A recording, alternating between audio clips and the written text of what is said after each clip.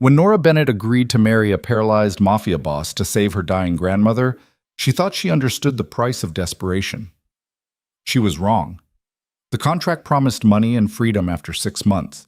What it delivered was a mansion filled with armed men who despised her, a husband whose rage could shatter glass across a room, and enemies who saw her as the perfect weakness to exploit. But on their wedding day, when Dante Moretti forced his broken body to stand and claim her as his in front of a room full of wolves, everything changed.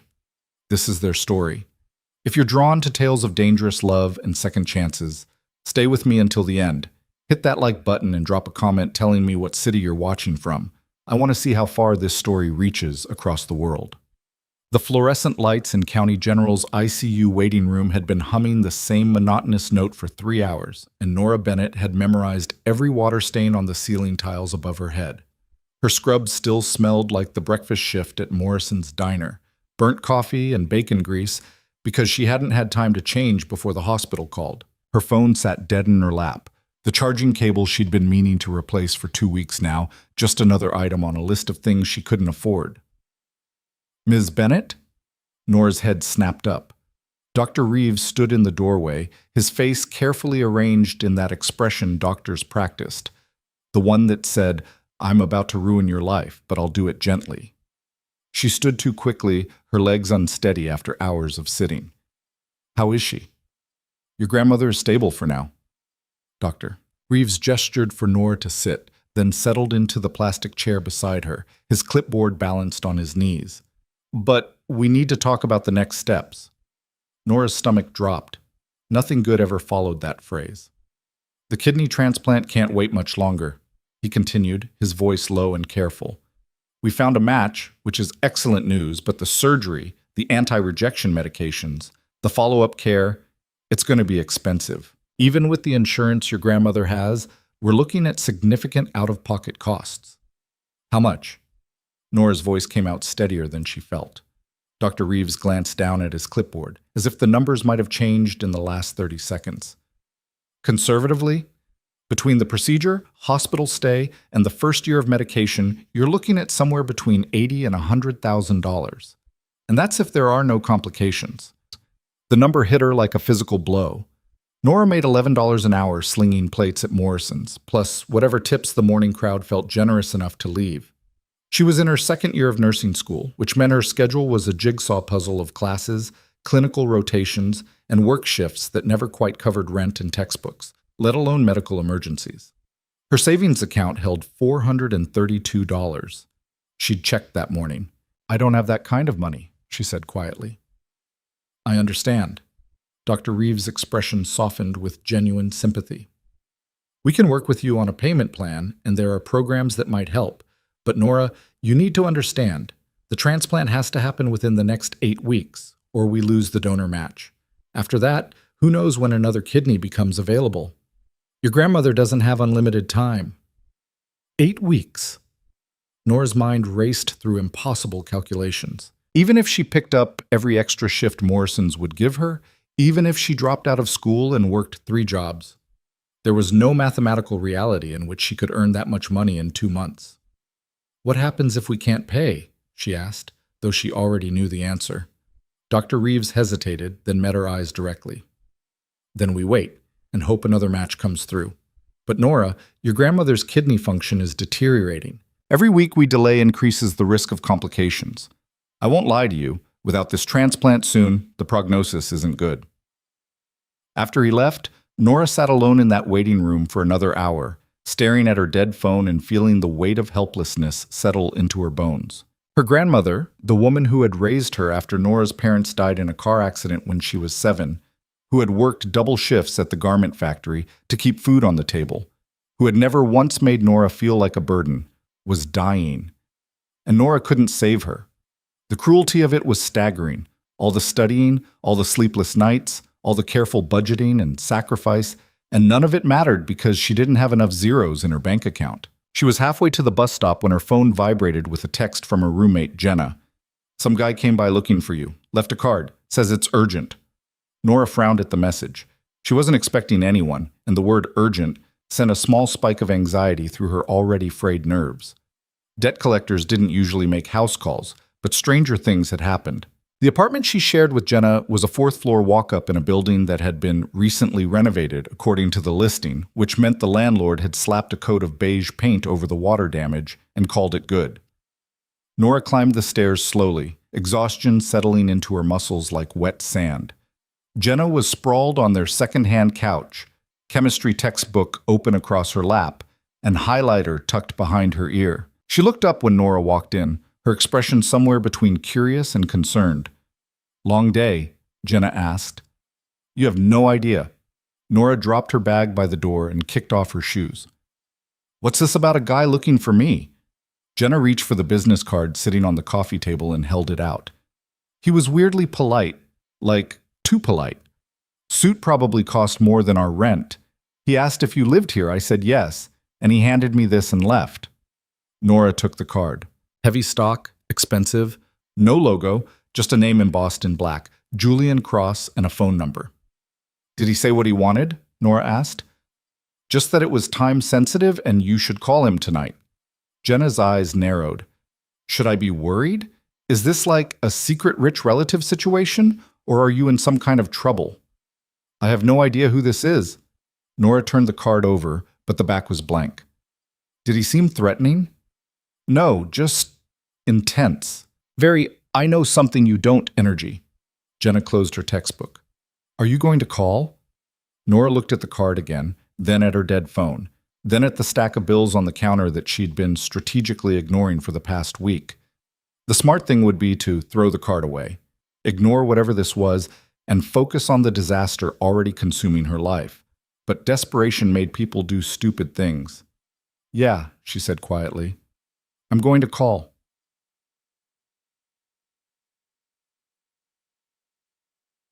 Julian Cross answers on the second ring, his voice smooth and cultured, the kind of voice that belonged to someone who had never worried about money in his entire life. "Ms. Bennett, thank you for calling. I assume you're wondering why I reached out." Nora sat on the edge of her bed, phone pressed to her ear, every instinct screaming that this was a mistake. That would be a good place to start. "I represent someone who has a rather unusual proposition for you, one that could solve a very pressing problem you're currently facing." Nora's blood went cold. "How do you know about my grandmother?" "I make it my business to know things, Miss Bennett. It's what I'm paid to do." There was no malice in his tone, just simple fact. "Your grandmother needs a transplant. You need money. My client can provide that money in exchange for a service." "What kind of service?" Nora's voice came out harder than she intended. "A legal marriage contract, 6 months, after which you'll receive a substantial payment and be free to walk away. Your grandmother's medical expenses will be covered in full immediately. All you have to do is say yes." Nora almost hung up. Almost. But the number, $80,000 to $100,000, echoed in her head like a drumbeat. "Who's your client?" she asked. "I'd prefer to discuss the details in person. Are you available tomorrow evening? I can send a car." "I work tomorrow evening. Then I'll make it worth your while to call in sick." Julian's voice remained perfectly pleasant, as if they were discussing dinner plans rather than something that sounded increasingly like a crime. 7 o'clock. The car will pick you up at your address. Wear something nice but not too formal. You're meeting a businessman, not attending a gala." "I haven't agreed to anything," Nora said sharply. "Not yet," Julian replied. "But you will. Because you're desperate, and I'm offering you the only way out. 7 o'clock, Ms. Bennett. Don't be late." He hung up before she could respond. Nora sat in the dark of her bedroom, phone still pressed to her ear, listening to dead air. Every rational part of her brain screamed that this was insane, that legitimate job offers didn't come from mysterious strangers with expensive business cards and vague propositions. This was how people ended up trafficked, or worse. But rationality was a luxury she couldn't afford anymore. The car that arrived at 7 o'clock the next evening was a black Mercedes with windows tinted so dark Nora couldn't see inside. The driver, a broad-shouldered man in a dark suit who introduced himself only as Mr. Chen, opened the rear door without a word and waited. Nora had agonized over what to wear, finally settling on the one dress she owned that didn't look like it came from a clearance rack, a simple navy sheath she'd bought for her grandmother's 75th birthday dinner. She'd curled her hair, put on the minimal makeup she owned, and tried to look like someone who belonged in the back of a Mercedes. She failed spectacularly. The interior of the car smelled like leather and expensive cologne. Mr. Chen drove in silence, navigating through the city with the practiced efficiency of someone who knew these streets intimately. Nora watched the neighborhoods change through the window, her cramped, graffiti-tagged corner of the city giving way to tree-lined streets and buildings that actually had doormen. They pulled up to a restaurant Nora had walked past 100 times but never imagined entering. The kind of place where the menu didn't list prices because if you had to ask, you couldn't afford it. Julian Cross was waiting at a corner table, his suit as impeccable as Jenna had described. He stood when Nora approached, extending a hand. "Miss Bennett, thank you for coming." His handshake was firm, professional. He gestured for her to sit, and a waiter appeared instantly with water and a wine list. "I don't drink," Nora said quickly. "Water is fine." Julian dismissed the waiter with a subtle nod, then turned his full attention to Nora. "I'll get straight to the point because I suspect you don't have patience for small talk, and frankly, neither do I. My client is a businessman who finds himself in a complicated situation. Due to certain contractual obligations related to his family's holdings, he must be legally married by a specific date or risk losing control of a substantial empire. He needs a wife, you need money. It's a simple exchange." "Nothing about this sounds simple," Nora said flatly. Julian smiled, the expression not quite reaching his eyes. "Fair. Let me be more specific. The marriage would be entirely legal, but completely private. You would live in my client's home for 6 months, maintain the appearance of a legitimate marriage, and at the end of that period, you would receive $200,000.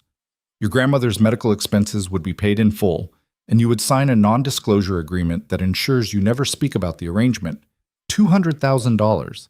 The number was so absurd that Nora almost laughed. "And what does your client get out of this besides a fake wife?" she asked. "Control of his family's business interests, which I assure you are worth considerably more than $200,000.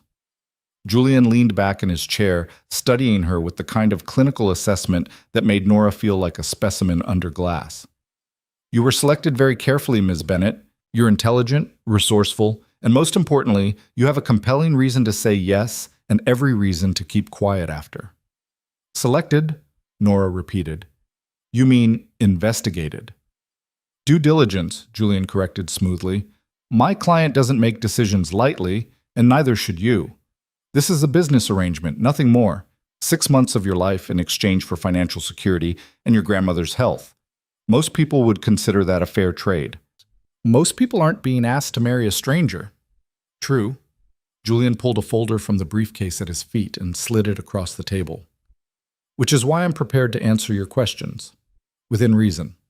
Nora opened the folder. Inside was a contract, dense legal language that would take a lawyer to properly decipher, and a single photograph. The man in the photo was younger than she'd expected, maybe early 30s, with dark hair and darker eyes that stared directly at the camera with an intensity that was almost uncomfortable.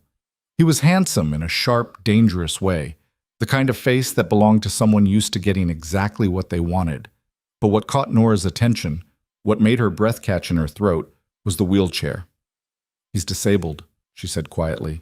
Julian's expression flickered, surprise maybe, or approval. "My client was injured several months ago, an accident. He's currently unable to walk, though his doctors are optimistic about his long-term recovery. And he needs a wife because the terms of his family's trust require him to be married by his 33rd birthday or control of the business passes to his cousins. That birthday is in 45 days. Julian's voice remained perfectly neutral, but something in his eyes sharpened. The injury complicated things.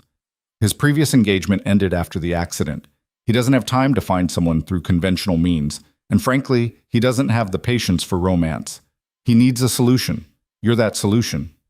Nora looked down at the contract again, at the endless paragraphs of legal terminology that basically boiled down to sign your life away for 6 months. "What's his name?" she asked. Julian hesitated, then leaned forward. "Dante Moretti." The name meant nothing to Nora, but the way Julian said it, with a kind of weighted significance, suggested it should. "Should I know who that is?" "No," Julian said slowly, "and that's precisely why you're perfect. Dante operates in circles that don't intersect with yours. You have no connections to his world, no history, no complications.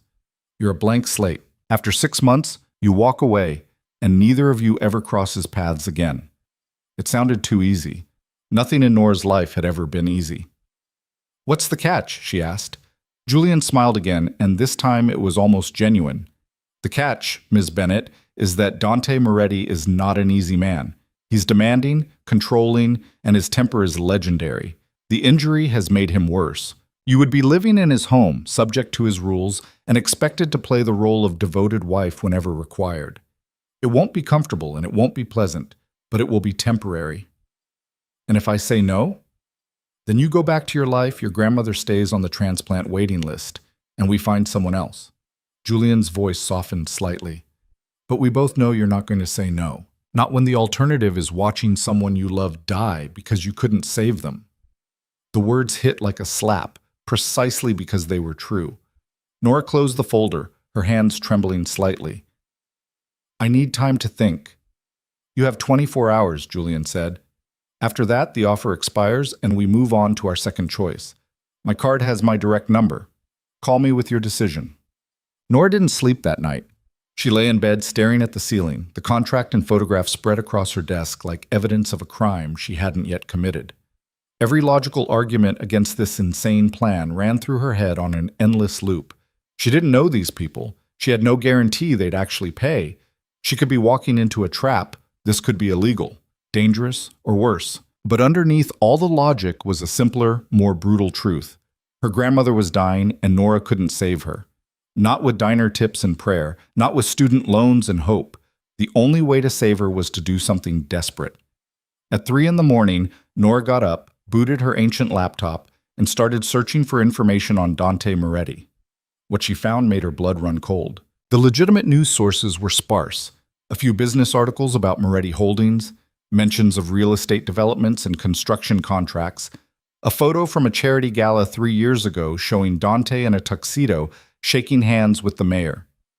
He looked every inch the successful businessman, polished, powerful, untouchable. But when Nora dug deeper into the kind of forums and gossip sites she normally avoided, the story became darker. Whispers about organized crime, allegations of money laundering, racketeering, ties to drug trafficking. Nothing concrete, nothing proven, but enough smoke to suggest a very large fire. And then she found the news story from 6 months ago. Local businessman survives assassination attempt. The article was brief, offering few details beyond the basics. Dante Moretti had been shot multiple times during an ambush outside a restaurant downtown. 3 men died at the scene. Moretti survived, barely. The police investigation was ongoing, no arrests had been made, and the Moretti family had declined to comment. Nora stared at the screen, her stomach twisting. This wasn't just a complicated family business situation. This was organized crime. Dante Moretti wasn't some eccentric billionaire looking for a convenient arrangement. He was a mafia boss who'd been shot, paralyzed, and now needed a wife to maintain his grip on power. She should run, should delete Julian's number, burn the contract, and forget any of this ever happened. Instead, she picked up her phone and stared at the photo of her grandmother saved as her lock screen. The picture had been taken last Christmas, back when her grandmother could still smile without the pain showing through. Back when Nora still believed hard work and good intentions were enough to protect the people you loved. She was so tired of being powerless. At 7 o'clock that morning, Nora called Julian Cross. "I'll do it," she said when he answered, "but I want the contract reviewed by a lawyer. I want my grandmother's surgery scheduled immediately, and I want half the payment up front." There was a pause. Then Julian's smooth voice came through, tinged with what might have been respect. "I'll have the revised contract to you by this afternoon. The surgery will be scheduled within the week. And Ms. Bennett, welcome to the family." The wedding was scheduled for 30 days later, which gave Nora exactly enough time to second-guess every decision she'd ever made. The contract, once reviewed by a lawyer Jenna's uncle recommended, was airtight. Nora would receive $100,000 upon signing, with the remaining $100,000 paid after the 6-month term ended. Her grandmother's medical expenses would be covered in full, no caps, no questions asked. In exchange, Nora would live at the Moretti estate, maintain the appearance of a legitimate marriage, attend any public functions Dante required, and sign a non-disclosure agreement so comprehensive it basically ensured she could never write a memoir. The lawyer, a sharp-eyed woman named Patricia Chen, who charged $200 an hour and was worth every penny, had looked at Nora over her reading glasses and asked, "Do you understand what you're agreeing to?" "Yes," Nora had said. "And you're doing this of your own free will? No one is coercing you?" Nora thought about her grandmother, about the way her hand shook now when she tried to hold a coffee cup, about the exhaustion that had settled into her bones like lead. "Yes," she said again. "I'm doing this because I choose to." Patricia had nodded slowly, signed off as witness, and handed Nora a business card. "If anything goes wrong, and I mean anything, you call me, immediately. Understand?" Nora had pocketed the card and tried not to think about what anything might mean. The money arrived in her account the next morning. $100,000, an amount so absurd that Nora stared at her banking app for 10 minutes, convinced it was a mistake. But it wasn't a mistake. It was real, and it meant her grandmother's surgery was scheduled for the following week, and Nora could breathe for the first time in months. The cost of that breath, apparently, was her next 6 months. Julian handled everything with terrifying efficiency. Nora's grandmother was moved to a private room at a better hospital. The transplant team was assembled. The surgery was scheduled. And through it all, Nora felt like she was watching someone else's life unfold, like she'd stepped sideways into a reality that couldn't possibly be her own. She didn't meet Dante until 3 days before the wedding. Julian picked her up in the same black Mercedes, drove her through increasingly affluent neighborhoods until they reached a gated estate that looked like it belonged in a movie. The house, if you could call something that sprawling a house, was all stone and glass and sharp angles, surrounded by manicured gardens and enough security cameras to make a prison jealous. Mr. Chen opened her door, and Julian appeared from the front entrance, his expression pleasant and utterly unrevealing. "He's in the library," Julian said, gesturing for Nora to follow. "Try not to look too terrified. He finds it annoying." "I'm not terrified," Nora lied. Julian's smile suggested he knew better. The library was exactly what Nora would have expected. Floor-to-ceiling bookshelves, leather furniture, the kind of space designed to intimidate. And in the center of it all, backlit by the afternoon sun streaming through massive windows, was Dante Moretti. He looked different than his photo. Older, harder, the kind of tired that came from pain rather than lack of sleep. He sat in a sleek, expensive wheelchair, his hands resting on the armrests with a tension that suggested he wanted to be anywhere else. When his eyes found Nora, she felt the full force of his attention like a physical weight. "So," Dante said, his voice rough and edged with something that might have been contempt, "you're the solution to my problem." Nora lifted her chin, refusing to flinch. "And you're mine. I guess that makes us even." Something flickered across Dante's face. Surprise, maybe, or the ghost of amusement. He gestured to the chair across from him. "Sit." It wasn't a request. Nora sat. For a long moment, they simply stared at each other, two strangers bound together by desperation and contracts. Finally, Dante leaned back slightly, his jaw tight. "Julian tells me you're smart," he said. "That you don't scare easily. Is that true?" "I'm here, aren't I?" Nora replied. "You're here because you need money. That's not the same as courage." Dante's eyes narrowed. "Let's be clear about something. This marriage is a business arrangement, nothing more. You'll live in this house, you'll show up when required, and you'll play your part. In return, you get paid. But don't mistake convenience for intimacy, and don't expect me to pretend this is anything other than what it is." The words were meant to sting, and they did. But Nora had spent the last 2 years slinging breakfast plates for customers who treated her like furniture. She knew how to take a hit. "I don't expect anything from you except what's in the contract," she said evenly. "You get your wife, I get my money, and in 6 months we never have to see each other again. That works for me." Dante's expression shifted again, something almost like respect crossing his features. "Good. Then we understand each other. One thing," Nora added, her voice harder than she felt. "I'm not your employee, and I'm not your decoration. If we're doing this, we do it with basic respect. You don't talk to me like I'm disposable, and I won't treat you like a walking paycheck. Deal?" The silence that followed was so absolute that Nora could hear her own heartbeat. Then, slowly, Dante smiled, a sharp, dangerous expression that didn't reach his eyes. "Deal," he said softly. This might actually be interesting. The wedding took place in a private room at the courthouse, witnessed by Julian, a judge whose signature had clearly been purchased, and two security guards who looked like they could bench press a car. Nora wore a simple white dress she'd found at a consignment shop. Nothing fancy, because this wasn't that kind of wedding. Dante wore a black suit, his wheelchair positioned beside her at the front of the room, his face carved from stone. The ceremony lasted 7 minutes. When the judge asked if Dante took Nora to be his lawfully wedded wife, he said, "I do," in a voice completely devoid of emotion. When Nora was asked the same question, she looked at Dante, at this stranger she was legally binding herself to, and thought about her grandmother, recovering in a hospital bed because Nora had been desperate enough to make this devil's bargain. "I do," she said. The judge pronounced them married. No one clapped. Julian handed Nora a ring, a platinum band with a diamond so large it looked obscene, and she slid it onto her finger, feeling the weight of it like shackles. Then it was done.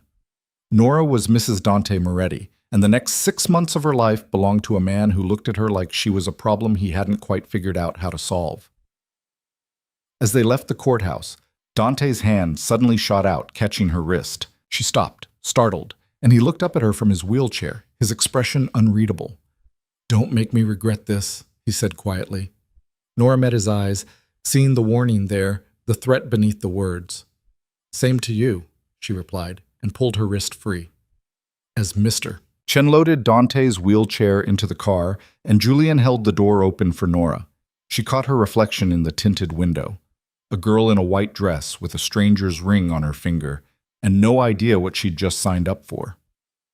The car pulled away from the courthouse, carrying Nora toward a mansion, a marriage, and a man whose world was about to collide with hers in ways neither of them could have predicted. Behind them, the city disappeared into the distance, and ahead, the Moretti estate waited like a beautiful, terrible prison. Nora's new life had begun, and there was no going back. The Moretti estate revealed itself in layers, each one more intimidating than the last. The main house sprawled across what had to be 5 acres of pristine grounds, all sharp modern architecture softened by strategic landscaping that probably required a full-time staff. As the car wound up the private drive, Nora counted security cameras, noted the guard station half hidden by carefully pruned hedges, and realized with a sinking feeling that she hadn't just married into wealth, she'd married into a fortress. Mr. Chen opened her door, and Nora stepped out onto gravel that crunched beneath her sensible heels. The white dress suddenly felt ridiculous, a costume for a play she didn't know how to perform. Dante's wheelchair was already being unloaded by a second security guard, the movement efficient and practiced, suggesting this wasn't the first time they'd done this.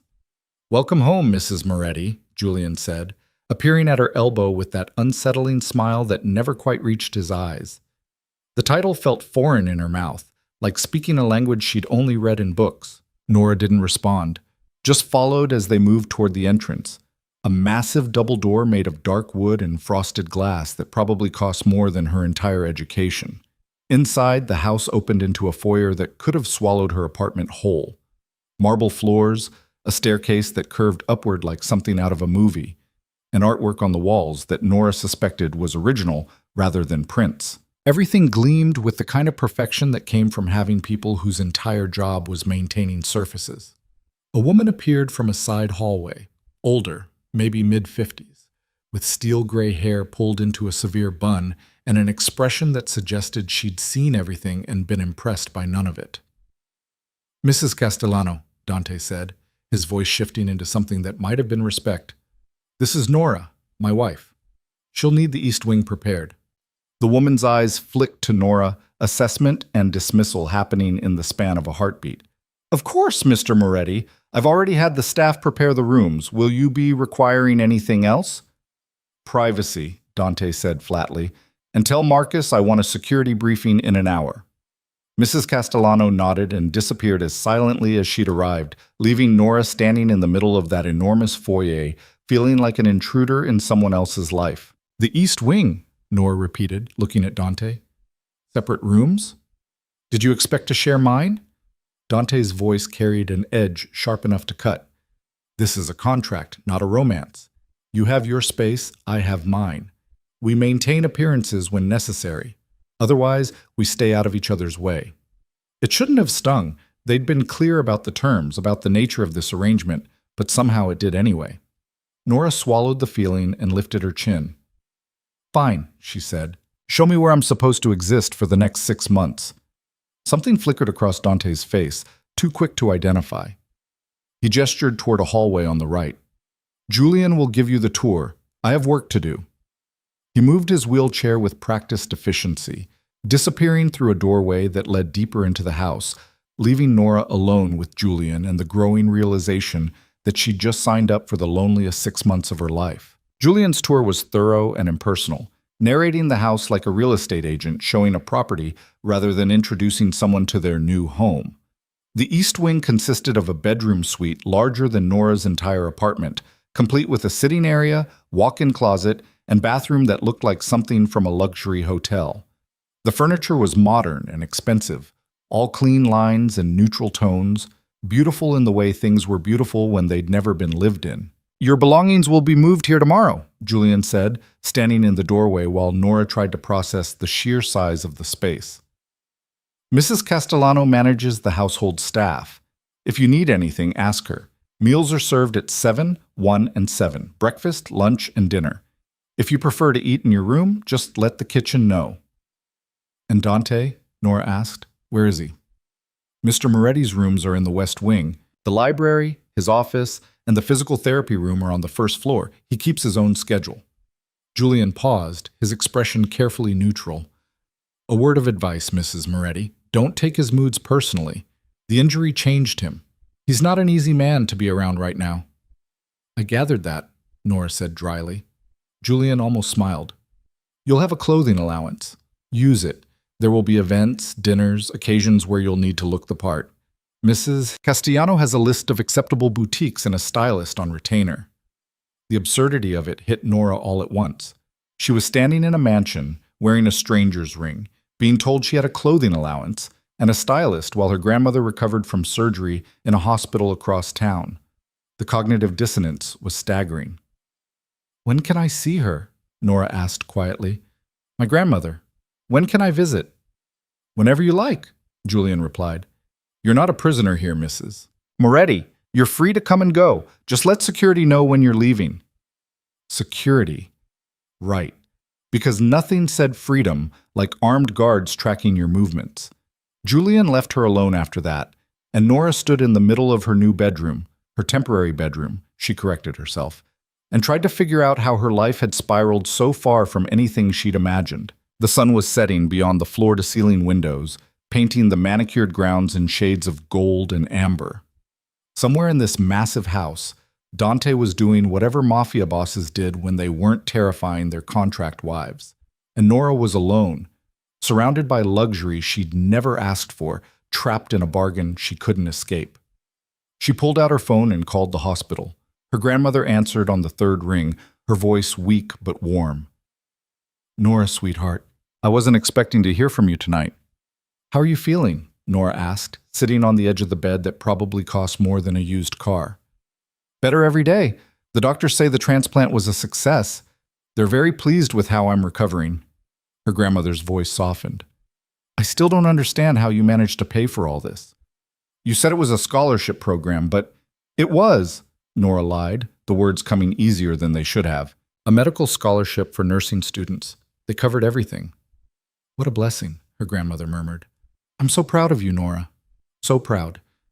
Nora closed her eyes against the burn of tears. "I love you, Grandma. I'll come visit tomorrow, okay?" After she hung up, Nora sat in the growing darkness and let herself feel the full weight of what she'd done. She'd sold 6 months of her life to save her grandmother, and she'd do it again in a heartbeat. But that didn't make the cost any less brutal. Dinner arrived at 7, delivered by a young woman in staff uniform who set up a tray on the sitting room table and disappeared without making eye contact. The food was restaurant quality, some kind of chicken dish with vegetables Nora couldn't identify, and a wine she didn't drink, and she ate alone, staring out the window at grounds she couldn't explore in the dark. She didn't see Dante again that night. The next morning, Nora woke to sunlight streaming through windows she'd forgotten to cover, and the disorienting realization that she was in a strange bed in a strange house, married to a strange man. For a moment, she considered the possibility that the last 24 hours had been some kind of stress-induced fever dream. Then she saw the ring on her finger, and reality settled back into place with crushing finality. Mrs. Castellano appeared at 9 with a brisk knock and an expression that suggested patience was not her strong suit. "Mr. Moretti requests your presence in the physical therapy room," she said, her tone making it clear this was not actually a request. "He's on the first floor west side. I'll show you."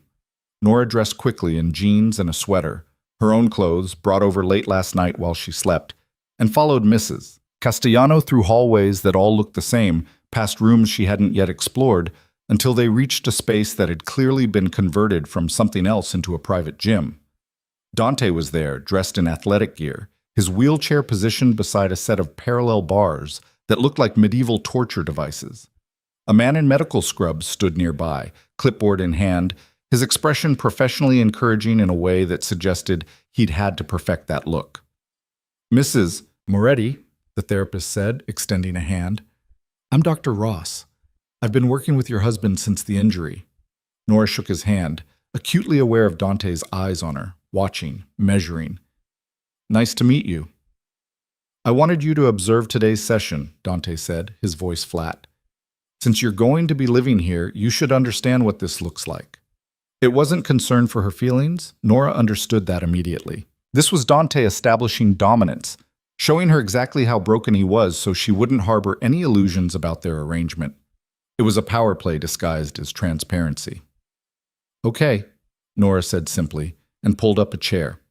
What followed was 2 hours of the most brutal, agonizing physical therapy Nora had ever witnessed. Dr. Ross guided Dante through exercises designed to rebuild strength, test nerve response, encourage muscle memory. Dante attacked each one with a fury that was almost frightening, pushing past pain that showed in every line of his face, in the sweat that soaked through his shirt, in the white-knuckled grip he maintained on the parallel bars. He fell twice. Both times he dragged himself back up with help from Dr. Ross, refusing the wheelchair, refusing rest, refusing anything that looked like weakness. And through it all, he never made a sound. No complaints, no curses, nothing. Just silent, grinding determination. Nora watched and understood something fundamental. Dante Moretti would rather die than accept his limitations. The wheelchair wasn't just a mobility device. It was a cage he was trying to break out of through sheer force of will. When the session finally ended, Dante was trembling with exhaustion, his face gray beneath the stubble. Dr. Ross helped him back into the wheelchair despite Dante's obvious desire to refuse the assistance. "Good work today, Doctor," Ross said, making notes on his clipboard. "We're seeing real progress. At this rate, you might be using a walker by next month." "I don't want a walker," Dante said through gritted teeth. "I want to walk. There's a difference." "And you will," Dr. Ross said with practiced calm. "But you have to give your body time to heal. Pushing too hard will set you back, not move you forward." Dante's jaw tightened, but he didn't argue. After Dr. Ross left, silence filled the therapy room, broken only by Dante's heavy breathing and the distant sound of someone vacuuming in another part of the house. "You can go," Dante finally said, not looking at Nora. "The show's over." Nora stood, but didn't leave immediately. "How long have you been doing this? The therapy?" 4 months. Since I could tolerate sitting upright without passing out." His voice was bitter, self-directed.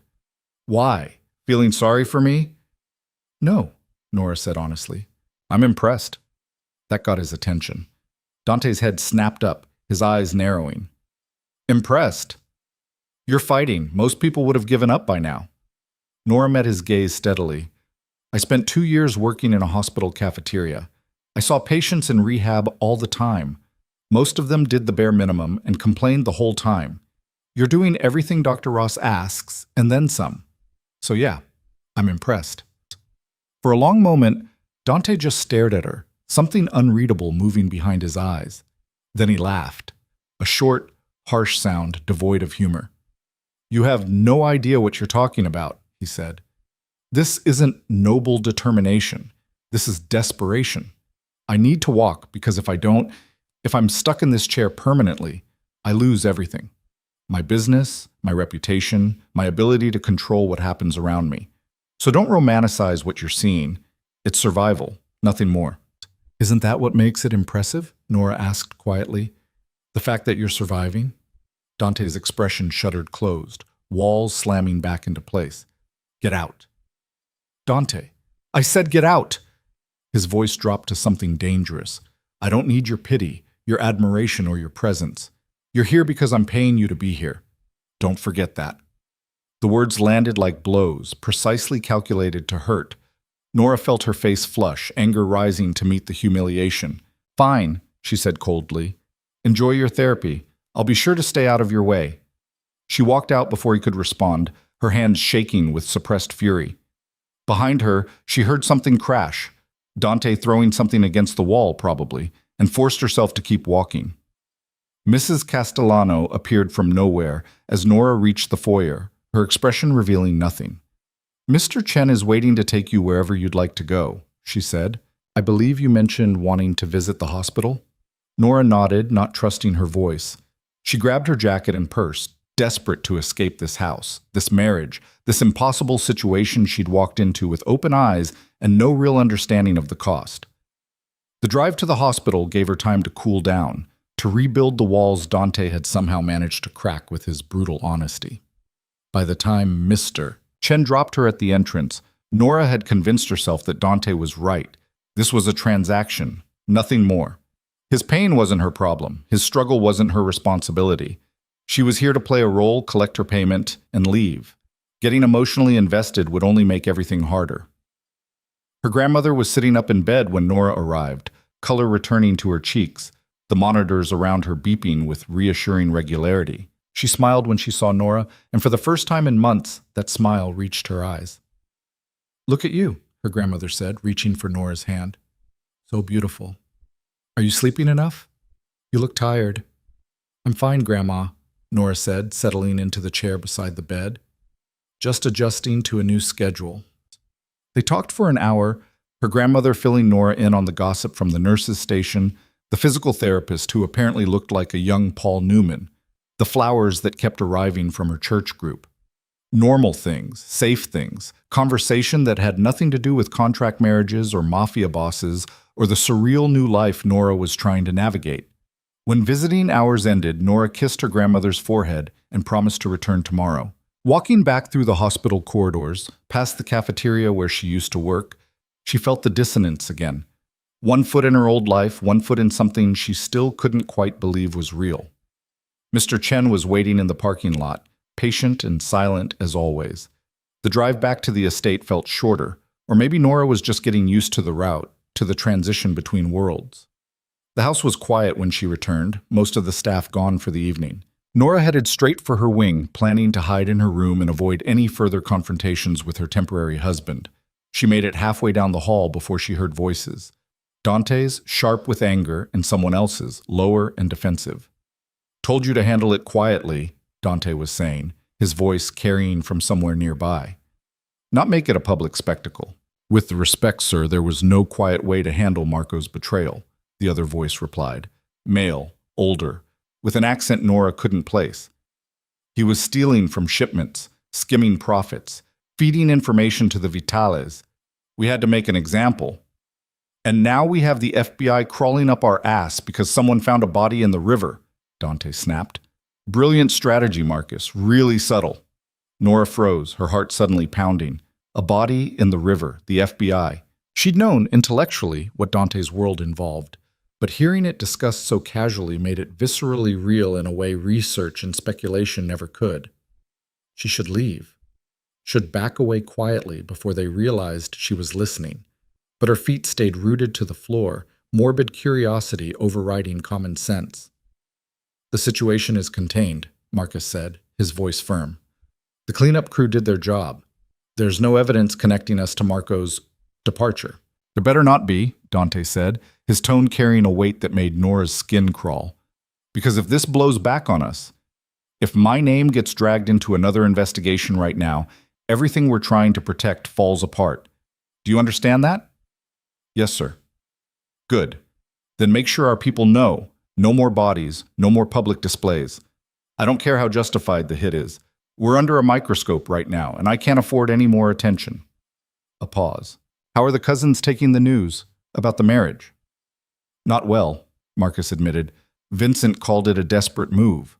Luca's been making noise about challenging the legitimacy, claiming you married some nobody off the street just to meet the deadline. Let them make noise, Dante said, something cold and satisfied entering his voice. They had 6 months to make their move, and they wasted it assuming I'd die or stay broken. Now I have a wife, I meet the trust requirements, and they can't do a damn thing about it. Tell Vincent and Luca they're welcome to attend the reception if they want to congratulate me in person. Marcus chuckled, the sound devoid of warmth. That should be entertaining. It will be, Dante agreed. Now get out. I have calls to make. Nora heard movement and barely managed to duck into a nearby alcove before Marcus emerged, a man in his 50s, built like a boxer, with eyes that missed nothing. He walked past without seeing her, and Nora waited until his footsteps faded before letting out the breath she'd been holding. She should have known better than to think Dante's world was something she could observe from a safe distance. This wasn't a business arrangement with clean lines and legal protections. This was organized crime, violence, people disappearing into rivers because they'd crossed the wrong man, and she'd married into it. Nora made it back to her room and locked the door, her hands trembling. She pulled out her phone, stared at Patricia Chen's business card, and seriously considered calling the lawyer and asking if there was a way out of this contract that didn't involve breaking her grandmother's heart or ending up in a river herself. But she'd taken the money. The surgery was done. Her grandmother was recovering. There was no walking away now, not without consequences she couldn't afford. A soft knock on her door made Nora jump. She waited, barely breathing, until Julian's voice came through the wood. Mrs. Moretti, there's a package for you, from the stylist. May I leave it outside your door? Nora opened the door a crack. Julian stood there with several large shopping bags, his expression pleasant and unrevealing as always. The reception is in 3 days, he said, handing over the bags. Your gown is being altered, but these are some basics to get you started. Mrs. Castellano will go over the guest list with you tomorrow. Reception? Nora repeated blankly. The wedding reception, Julian clarified. Didn't Mr. Moretti mention it? It's standard. The ceremony was private, but the family expects a formal celebration. It's how these things are done. Of course, because nothing about this arrangement could be simple. How many people? Nora asked, already dreading the answer. 200 guests, give or take. Family, business associates, key allies. Think of it as your introduction to Dante's world. Julian's smile was almost sympathetic. Don't worry, you'll have plenty of coaching beforehand. Just smile, look devoted, and let Dante handle the politics. After he left, Nora opened the bags to find designer clothes with price tags that made her nauseated. Dresses, shoes, accessories, all in her size, all perfectly chosen for someone playing the role of mafia wife. She hung everything in the closet and tried not to think about the fact that she was being dressed like a doll for a performance she had no idea how to give. Sleep didn't come easily that night. Nora lay in the enormous bed, staring at the ceiling, listening to the unfamiliar sounds of the house settling around her. Somewhere in the West Wing, Dante was probably awake too, planning strategy, making calls, running an empire from a wheelchair because he refused to let his injury be the thing that destroyed him.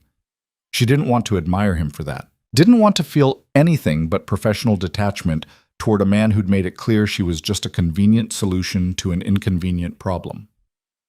But somewhere between the physical therapy session and the conversation about bodies and rivers, Nora had started to see Dante Moretti as something more complicated than the cold criminal kingpin she'd expected. He was ruthless, yes, dangerous, absolutely. But he was also fighting a war on multiple fronts, against his own body, against rivals who wanted him dead, against time running out on keeping his empire intact. And for reasons Nora couldn't quite explain, she found herself wondering what it would take to help him win. The thought was dangerous. Getting invested in Dante's struggles, in his recovery, in anything beyond the transactional nature of their arrangement would only make the eventual separation harder. But as Nora finally drifted off to sleep, she couldn't quite shake the image of Dante on those parallel bars, shaking with exhaustion, refusing to quit. That kind of determination was either going to save him or destroy him. And Nora was starting to suspect she'd be there to witness whichever ending came first. The 3 days before the reception passed in a blur of preparation that felt more like combat training than wedding planning. Mrs. Castellano appeared at Nora's door each morning with schedules, lists, and expectations delivered in clipped sentences that left no room for negotiation. There were fittings for the gown, a stunning ivory creation that probably cost more than Nora's entire nursing school tuition, lessons on which fork to use at formal dinners, briefings on key family members and their various allegiances, and endless coaching on how to stand, smile, and play the role of devoted wife to a man she'd barely spoken to since their argument in the therapy room.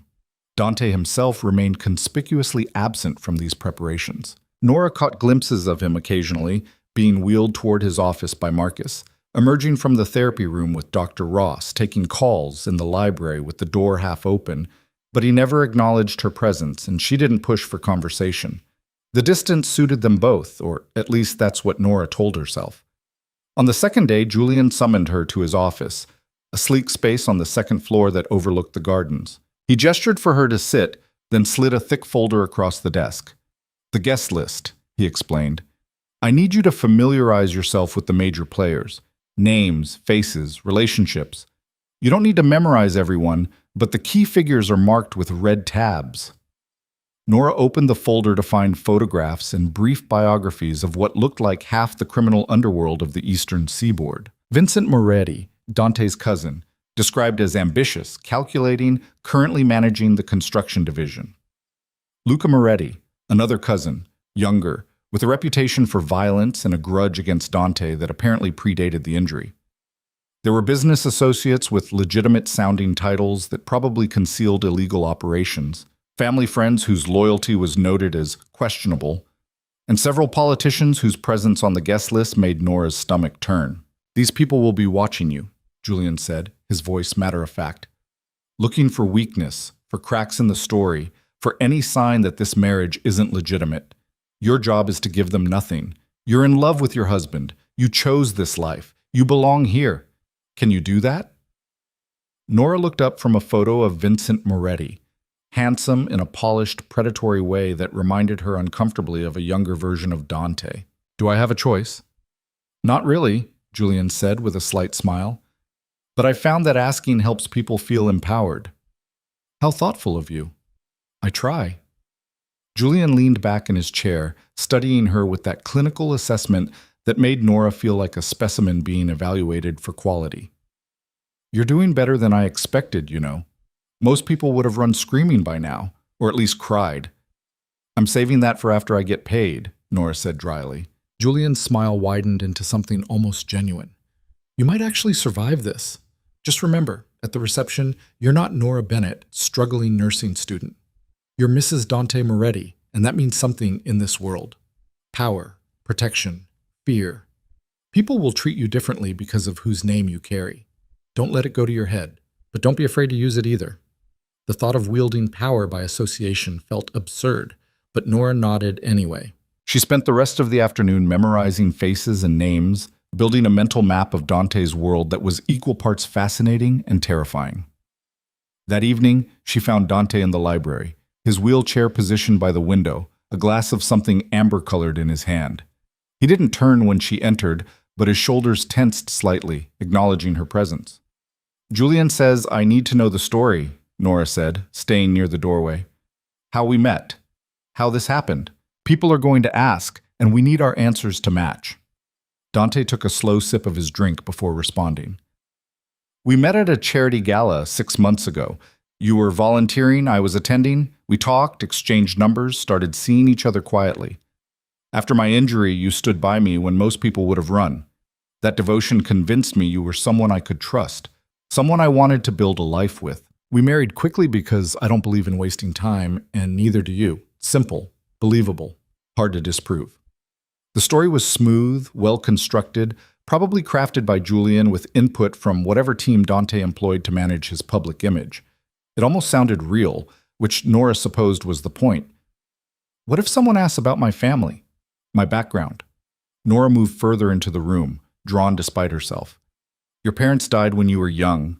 Your grandmother raised you. You're putting yourself through nursing school because you believe in helping people. All true, which makes it easier to remember." Dante finally turned to look at her, his expression unreadable in the low light. You're not ashamed of where you come from, but you're also not naive enough to broadcast details that could be used against you. If people push, you smile and redirect. You've watched me do it 100 times by now. Nora hadn't realized he'd noticed her watching him during his calls, his meetings with Marcus and Julian. She filed that observation away for later consideration. And us? She asked. How do we act around each other? Like we're in love, Dante said flatly. Like you're the reason I'm fighting to recover. Like I'd burn down the world for you if someone threatened you. Can you manage that? The question should have been insulting, but something in Dante's voice suggested he genuinely wasn't sure, as if the idea of someone caring enough to fake devotion convincingly was foreign to his experience. I can manage, Nora said quietly. Can you? Dante's jaw tightened. He set his glass down with deliberate care, then wheeled himself closer, stopping just a few feet from where Nora stood. This close, she could see the exhaustion in his face, the pain he carried like a second skin, the fury that never quite left his eyes. I've been pretending to be things I'm not, since before you were born, he said, his voice low and edged with something dangerous. One more performance won't kill me. That's not what I asked. For a long moment, they simply stared at each other, the air between them charged with tension that had nothing to do with their arrangement and everything to do with the fact that they were two people trapped in an impossible situation, both drowning in different ways. Tomorrow night, Dante said finally, breaking eye contact, we'll do a practice run. Dinner, just us, in the formal dining room. We need to get comfortable being in the same space, touching, talking like we actually know each other. Julian will observe, give notes. Think of it as rehearsal. Romantic, Nora said, unable to keep the sarcasm from her voice. Romance is for people who have the luxury of choice, Dante replied. We're survivors. We do what's necessary. He wheeled past her toward the door, then paused, his back to her. For what it's worth, I don't enjoy this either. Making you play a role, dragging you into my world, putting you at risk just by association. But I won't apologize for it because we both knew what we were signing up for. Did we? Nora asked softly. I'm not sure either of us really understood what this would cost. Dante was silent for a beat too long.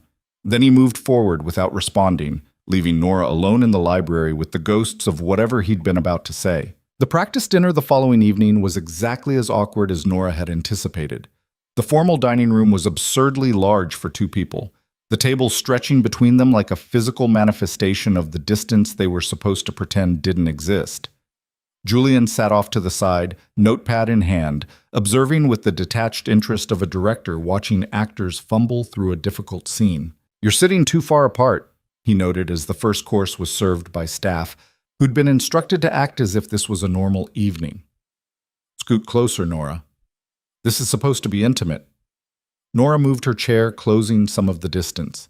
Dante's expression remained carefully neutral, but she caught the slight tightening around his eyes that suggested he was as uncomfortable with this charade as she was. Better, Julian said. Now, conversation. Dante, tell Nora about your day. Nora, act interested.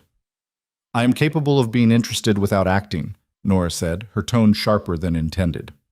Prove it, Dante said, something almost like amusement flickering across his face. My day was meetings, physical therapy, and arguing with my accountant about revenue projections. Fascinating stuff. How was therapy? Nora asked, ignoring Julian's presence, focusing on Dante. Did you make progress? Something shifted in Dante's expression. Surprised, maybe, that she'd asked about the one thing that mattered rather than making polite small talk about nothing. Dr. Ross says I'm ahead of schedule. I can stand for almost 5 minutes now without support. Another month and I might manage the walker he keeps pushing on me. That's good, Nora said, and meant it. Really good. Touch, Julian interjected. You've been married for days. You should be comfortable with physical contact. Nora reached across the table, resting her hand over Dante's. His skin was warm, his fingers surprisingly elegant for someone who'd probably done terrible things with those hands. He didn't pull away, but she felt the tension in him, the instinctive resistance to vulnerability. Like this? She asked Julian, not looking away from Dante. Exactly like that, Julian said, making a note. Hold it, Get used to the feel of each other. Tomorrow night, everyone will be watching to see if this looks real." They sat like that through the rest of the meal, hands connected across expensive china and crystal, two strangers playing at intimacy while a man with a notepad critiqued their performance. It should have been ridiculous. Instead, it felt strangely significant, like they were building something fragile and potentially important out of pure necessity. "Tell me something real," Dante said suddenly, his voice low enough that Julian had to strain to hear. Something not in the contract or the backstory, something true. Nora considered lying, keeping her walls up, maintaining the professional distance that was supposed to protect them both. But there was something in Dante's eyes, a desperate kind of curiosity maybe, or a need to connect with something genuine in a world built on deception. "I'm terrified," she admitted quietly. "Of tomorrow, of your family, of messing this up, and somehow making things worse for both of us. I keep thinking about all the ways this could go wrong, and I don't know how to make my brain stop spinning worst-case scenarios." Dante's hand turned beneath hers, his fingers curling around her palm in what might have been reassurance or just a better grip. "I'm terrified too," he said, the confession clearly costing him something. "Not of my family, they're predictable, but of being stuck like this, of fighting so hard to recover and still ending up broken, of building everything back just to watch it collapse again." "That's enough truth for one evening," Julian said, his voice gentler than usual. "You're doing well. Tomorrow, just remember this feeling, the honesty. That's what sells a relationship, not the grand gestures, but the small moments of real connection." After dinner, Nora walked Dante back to his wing of the house, the silence between them more comfortable than it had been before. At the door to his rooms, he paused, looking up at her with an expression she couldn't quite read. "Thank you," he said abruptly, "for not treating this like a joke, for taking it seriously." "It is serious," Nora replied. "For both of us. We're in this together, whether we like it or not." "Together," Dante repeated, as if testing the word. "I'm not very good at that. The together part."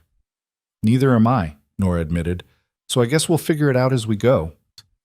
She thought he might say something else, but instead he just nodded and disappeared through the doorway, leaving Nora in the hallway with the unsettling realization that she was starting to care whether Dante Moretti succeeded or failed.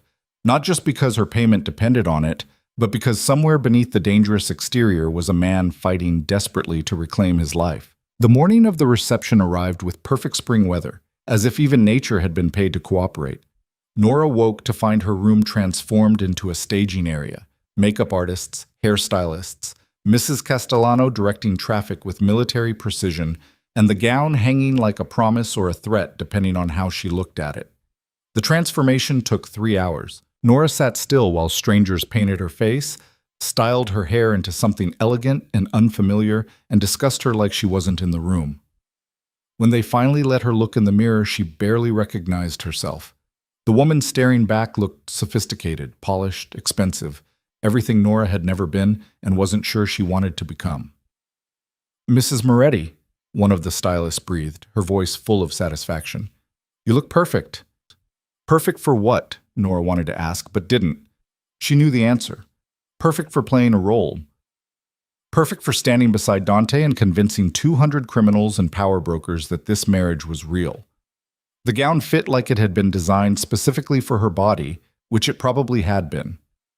Ivory silk that caught the light, elegant without being ostentatious, expensive without screaming wealth. Nora slipped on the shoes, heels that added 3 inches she didn't need, and took a breath that didn't quite fill her lungs.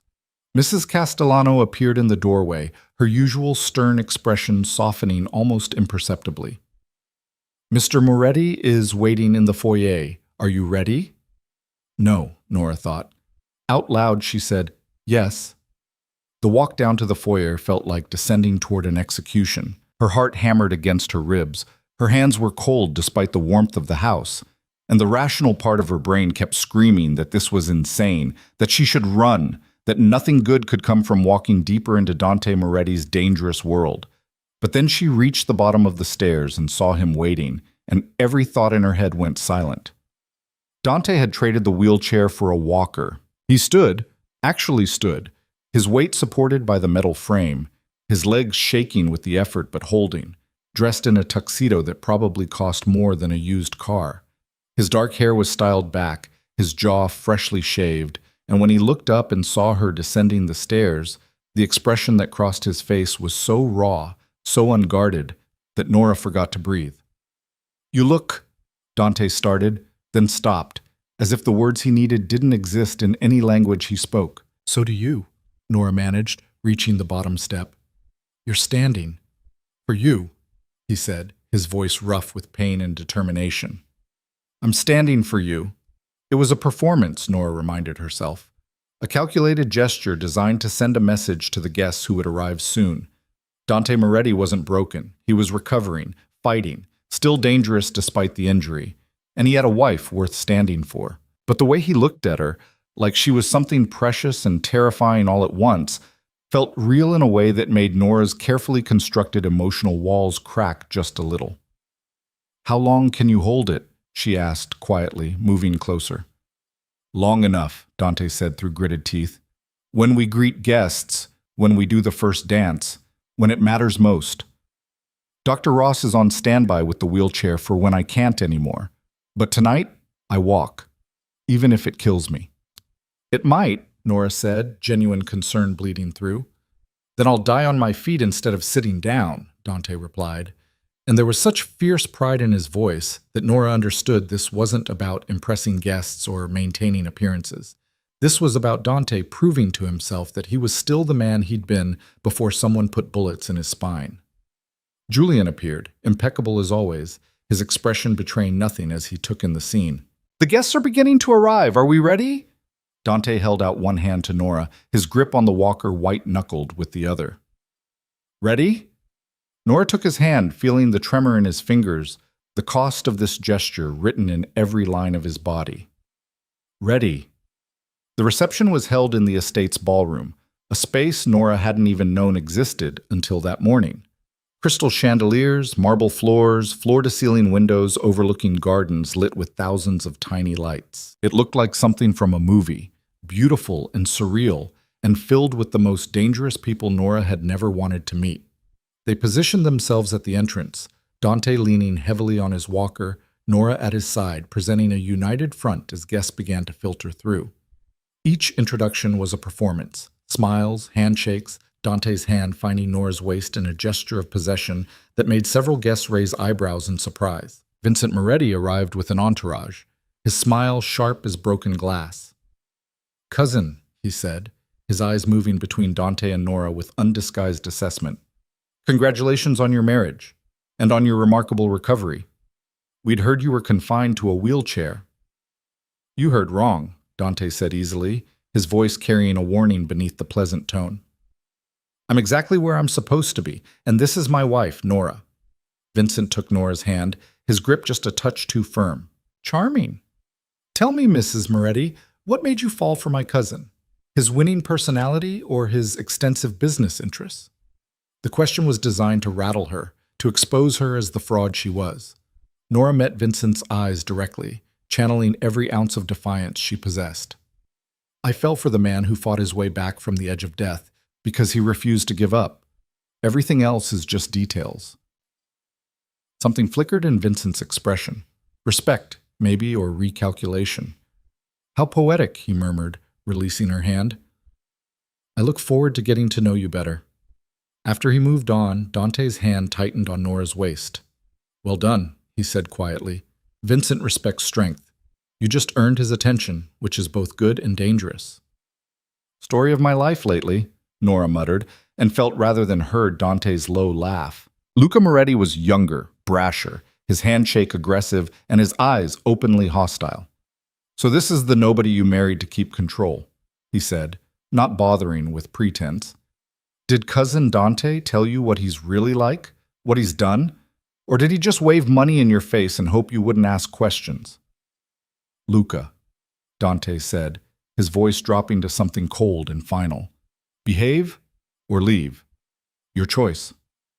"I'm just being honest," Luca said, his smile vicious. "Someone should tell your pretty wife what she's signed up for. Unless she already knows. Maybe she's not as innocent as she looks." Nora felt Dante tense beside her, felt the violence coiling in him like a spring wound too tight. Before he could do something that would turn the reception into a crime scene, she stepped forward, putting herself between the cousins. "I know exactly what I signed up for," she said, her voice steady despite her racing heart. "And I choose to be here. If that bothers you, Luca, you're welcome to leave. Otherwise, show some respect for your cousin's wife." For a heartbeat, she thought Luca might actually take a swing at her. Then he laughed, the sound ugly and sharp. "She's got spine. I'll give you that, Dante. Maybe she'll last longer than the last one." He walked away before either of them could respond, leaving a tension in his wake that made several nearby guests shift uncomfortably. "What happened to the last one?" Nora asked quietly. "Later," Dante said, his jaw tight. "Not here." The evening progressed in waves of introductions, conversations, and careful political navigation. Nora smiled until her face hurt, made small talk about nothing, and played the role of devoted wife while Dante stood beside her, his body slowly failing despite his desperate determination to appear strong. By the time dinner was announced, Dante was gray with pain, his grip on the walker so tight Nora worried he might actually break the metal. She caught Dr. Ross's eye across the room, saw the physician's concerned expression, and made a decision. "You need to sit," she said quietly to Dante. "Not yet," he ground out. "The first dance! I'm doing the first dance!" "Dante, no." His eyes met hers, and the desperation there was almost painful to witness. "I need this, Nora. I need everyone in this room to see that I'm still standing, still fighting, still in control. After the dance, I'll sit. I promise." The first dance was announced as the main course was being cleared. A small orchestra positioned in the corner began playing something slow and elegant, and 200 pairs of eyes turned toward Dante and Nora as they made their way to the center of the ballroom. Dante abandoned the walker at the edge of the dance floor, transferring his weight to Nora with a trust that felt monumental. She wrapped one arm around his waist, feeling the tremor in his muscles, the way his legs barely supported his weight. His hand found hers, his other arm settling on her shoulder, and together they began to move. It wasn't really dancing. It was Dante using every ounce of strength he possessed to stay upright, while Nora essentially held him, their movements minimal, their bodies pressed together out of necessity rather than romance. But to the watching guests, it looked like intimacy. It looked like a man so in love with his wife that he'd force his broken body to dance with her, and a woman who loved him enough to hold him through it. "I've got you," Nora whispered, her lips close to his ear. "Just breathe. I've got you." "I know," Dante said, and there was something in his voice, gratitude maybe, or wonder, that made Nora's breath catch. "I know you do."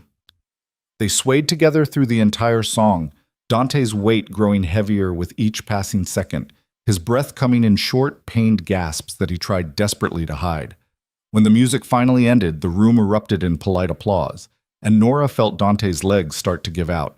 Dr. Ross materialized with the wheelchair as if he'd been waiting for this exact moment. Dante collapsed into it with a grace that suggested he'd practiced this particular defeat, and Nora knelt beside him, her hand finding his, maintaining the image of concern and devotion that wasn't entirely performance anymore.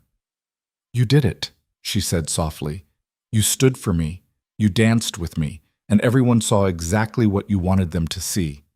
Dante's hand squeezed hers, his expression exhausted but somehow triumphant. "We did it," he corrected. "Together."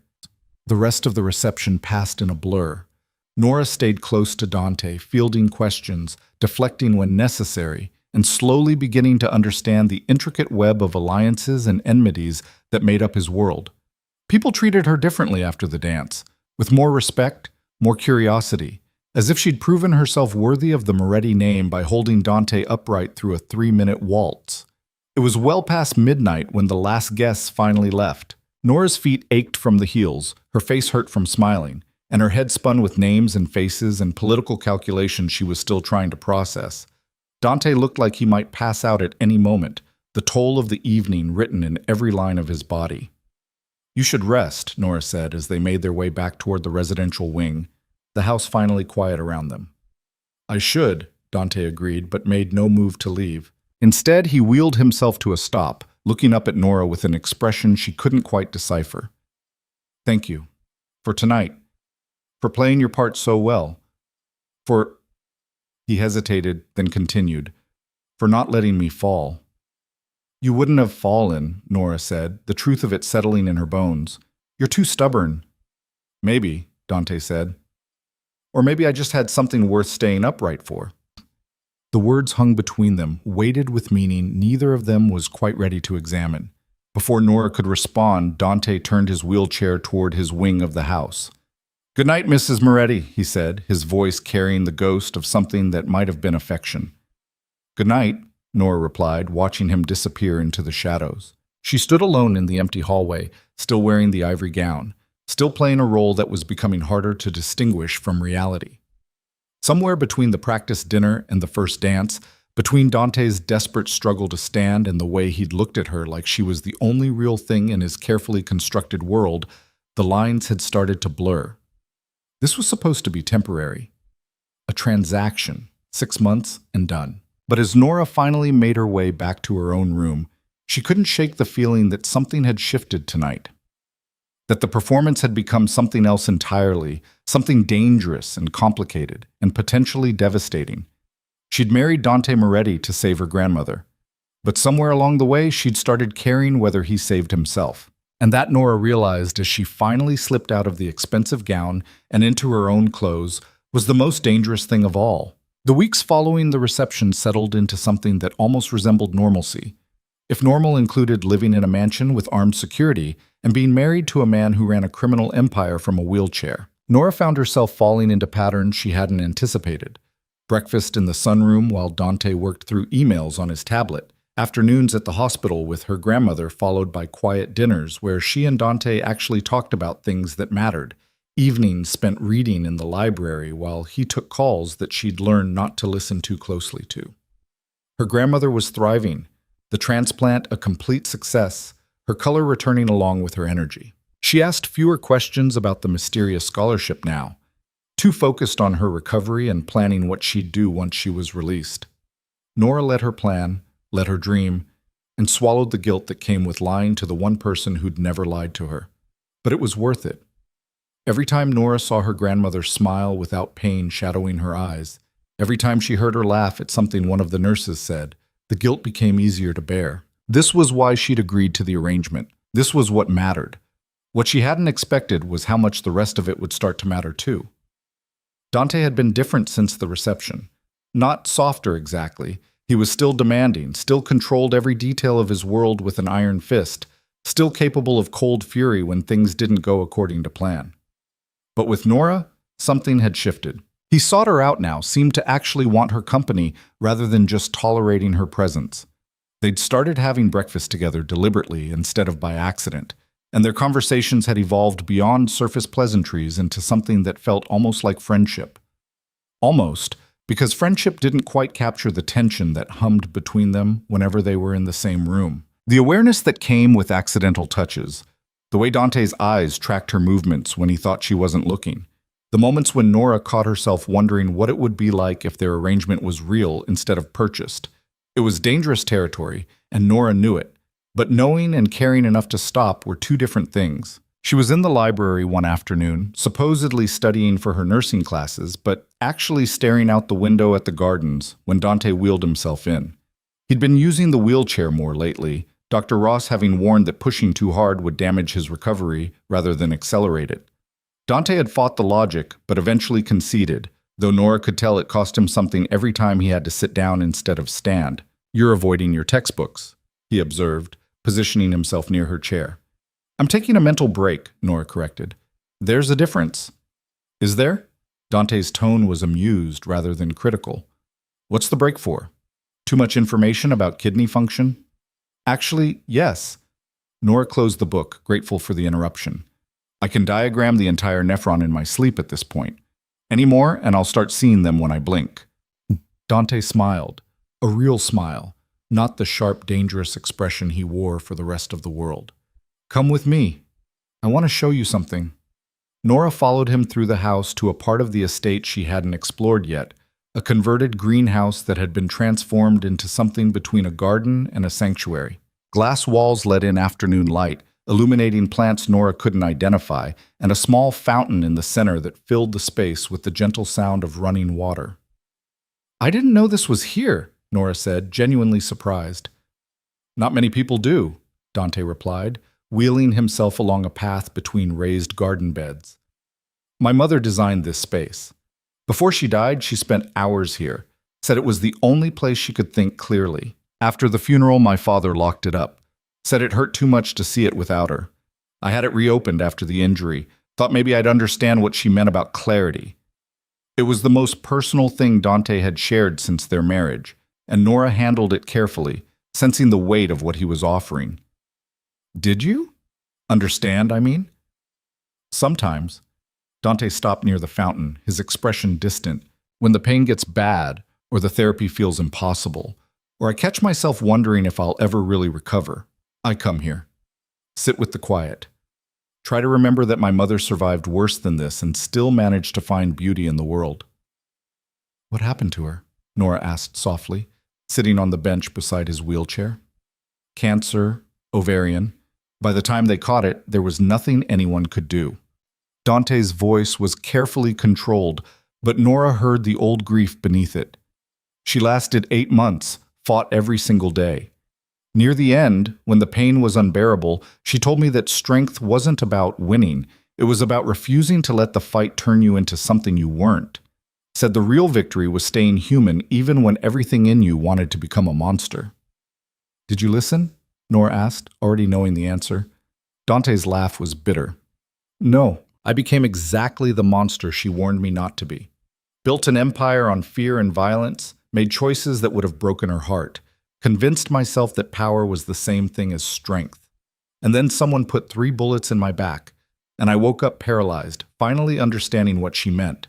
That all my power, all my control, all the fear I'd cultivated, none of it mattered when I couldn't even stand up on my own. The vulnerability in his words made Nora's chest ache. She reached for his hand without thinking, her fingers curling around his.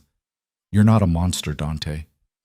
You don't know what I've done, he said quietly, not pulling away from her touch. The people I've hurt, the orders I've given, the blood on my hands that won't ever wash clean.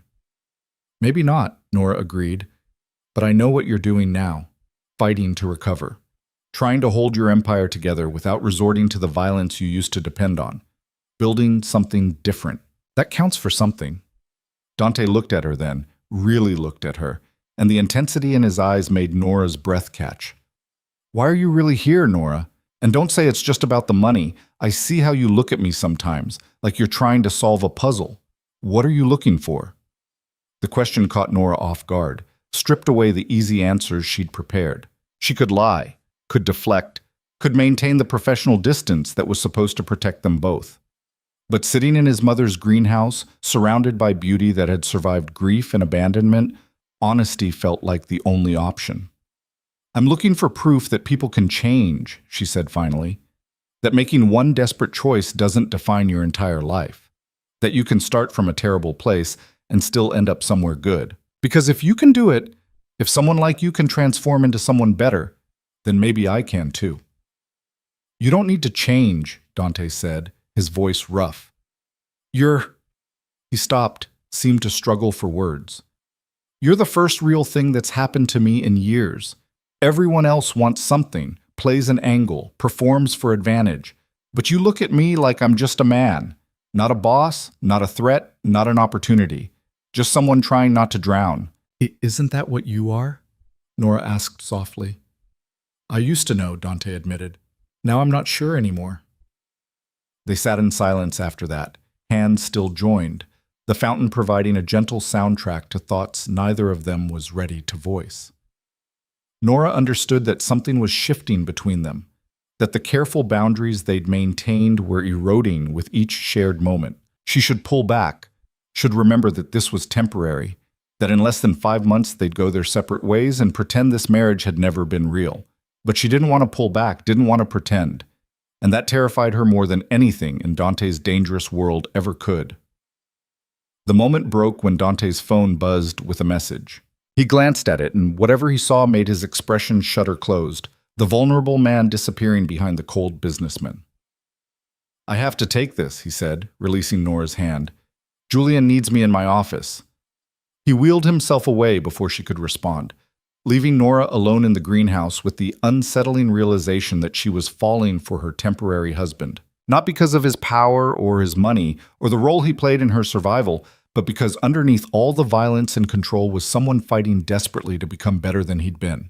Someone who trusted her enough to show her his mother's sanctuary and admit he didn't have all the answers. Someone she could actually love if she let herself. Nora stayed in the greenhouse for another hour, trying to talk herself out of feelings that had no place in a contract marriage. By the time she returned to the main house, she'd almost convinced herself that what she felt was gratitude and proximity, nothing more. Then she saw the woman waiting in the foyer, and every carefully constructed rationalization crumbled. She was beautiful in a way that made Nora feel instantly inadequate. Tall, elegant, with the kind of bone structure that belonged on magazine covers, and the confidence of someone who'd never doubted her place in the world. She wore a designer suit that probably cost more than Nora's car, her dark hair swept into a flawless chignon, her makeup subtle and perfect, and she was staring at Nora like she was something scraped off an expensive shoe. "You must be the replacement," the woman said, her voice cultured and cold. "How quaint." Nora's spine straightened. "I'm Nora Moretti. And you are?" "Isabella Marchese." The woman's smile was all teeth and no warmth. "Dante's former fiancé." "I'm here to speak with him about a business matter. Where is he?" The words hit like a physical blow. Former fiancé. Dante had mentioned an engagement that ended after the injury, but he'd made it sound like ancient history, not something that could walk through his front door demanding an audience. "He's in a meeting," Nora said, keeping her voice steady despite the sudden sick feeling in her stomach. "I can let him know you're here." "Don't bother." Isabella moved past Nora like she owned the place, her heels clicking against marble with familiar confidence. "I know where his office is. We were engaged for 2 years. This house used to be as much mine as his." Mrs. Castellano appeared from a side hallway, her expression revealing nothing. "Miss Marchese, Mr. Moretti isn't expecting you." "He'll see me," Isabella said with absolute certainty. "We have unfinished business."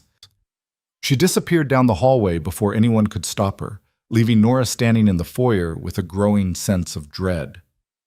Mrs. Castellano's expression softened slightly, the closest she'd come to sympathy since Nora had arrived. "Don't let her get to you," the older woman said quietly. "Miss Marchese has always been good at making people feel small. It's her particular talent." "What happened between them?" Nora asked, hating how much she needed to know. Mrs. Castellano hesitated, then seemed to make a decision. "They were engaged before the injury. Miss Marchese came from the right family, had the right connections, knew how to navigate this world. Mr. Moretti thought she was perfect for his life. Then he got shot, ended up in a wheelchair, and Miss Marchese couldn't handle being engaged to someone who looked weak.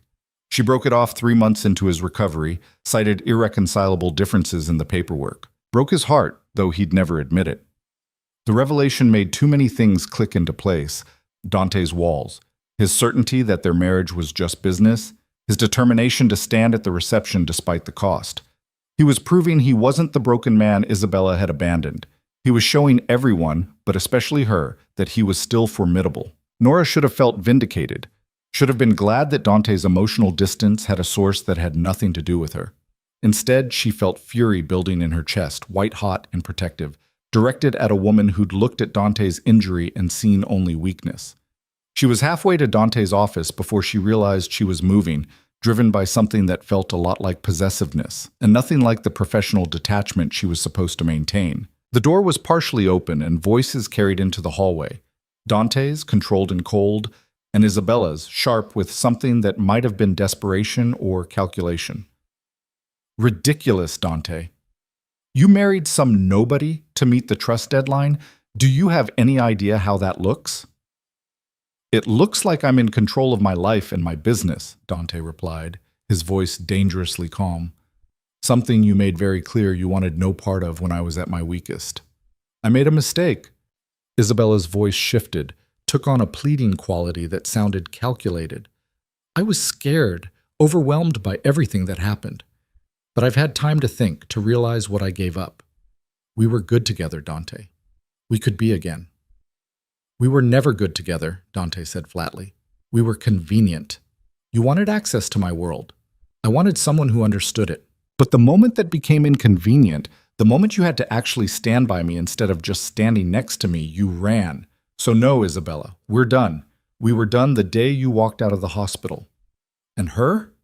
Isabella's voice turned sharp again. This nurse you pulled off the street and married in a courthouse? You expect me to believe that's real? That you fell in love with some girl who probably didn't even know your name 3 months ago? Nora should have left then, should have walked away before she heard Dante's answer, but she stayed, frozen in the hallway, desperately needing to know what he'd say. The silence stretched too long. Then Dante spoke, his voice different than Nora had ever heard it, uncertain, searching, almost vulnerable.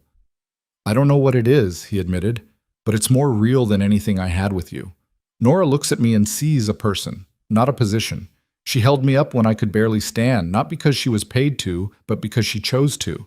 She sits with me in my mother's greenhouse and doesn't flinch when I tell her about the monster I used to be. So no, Isabella, I don't expect you to believe it's real.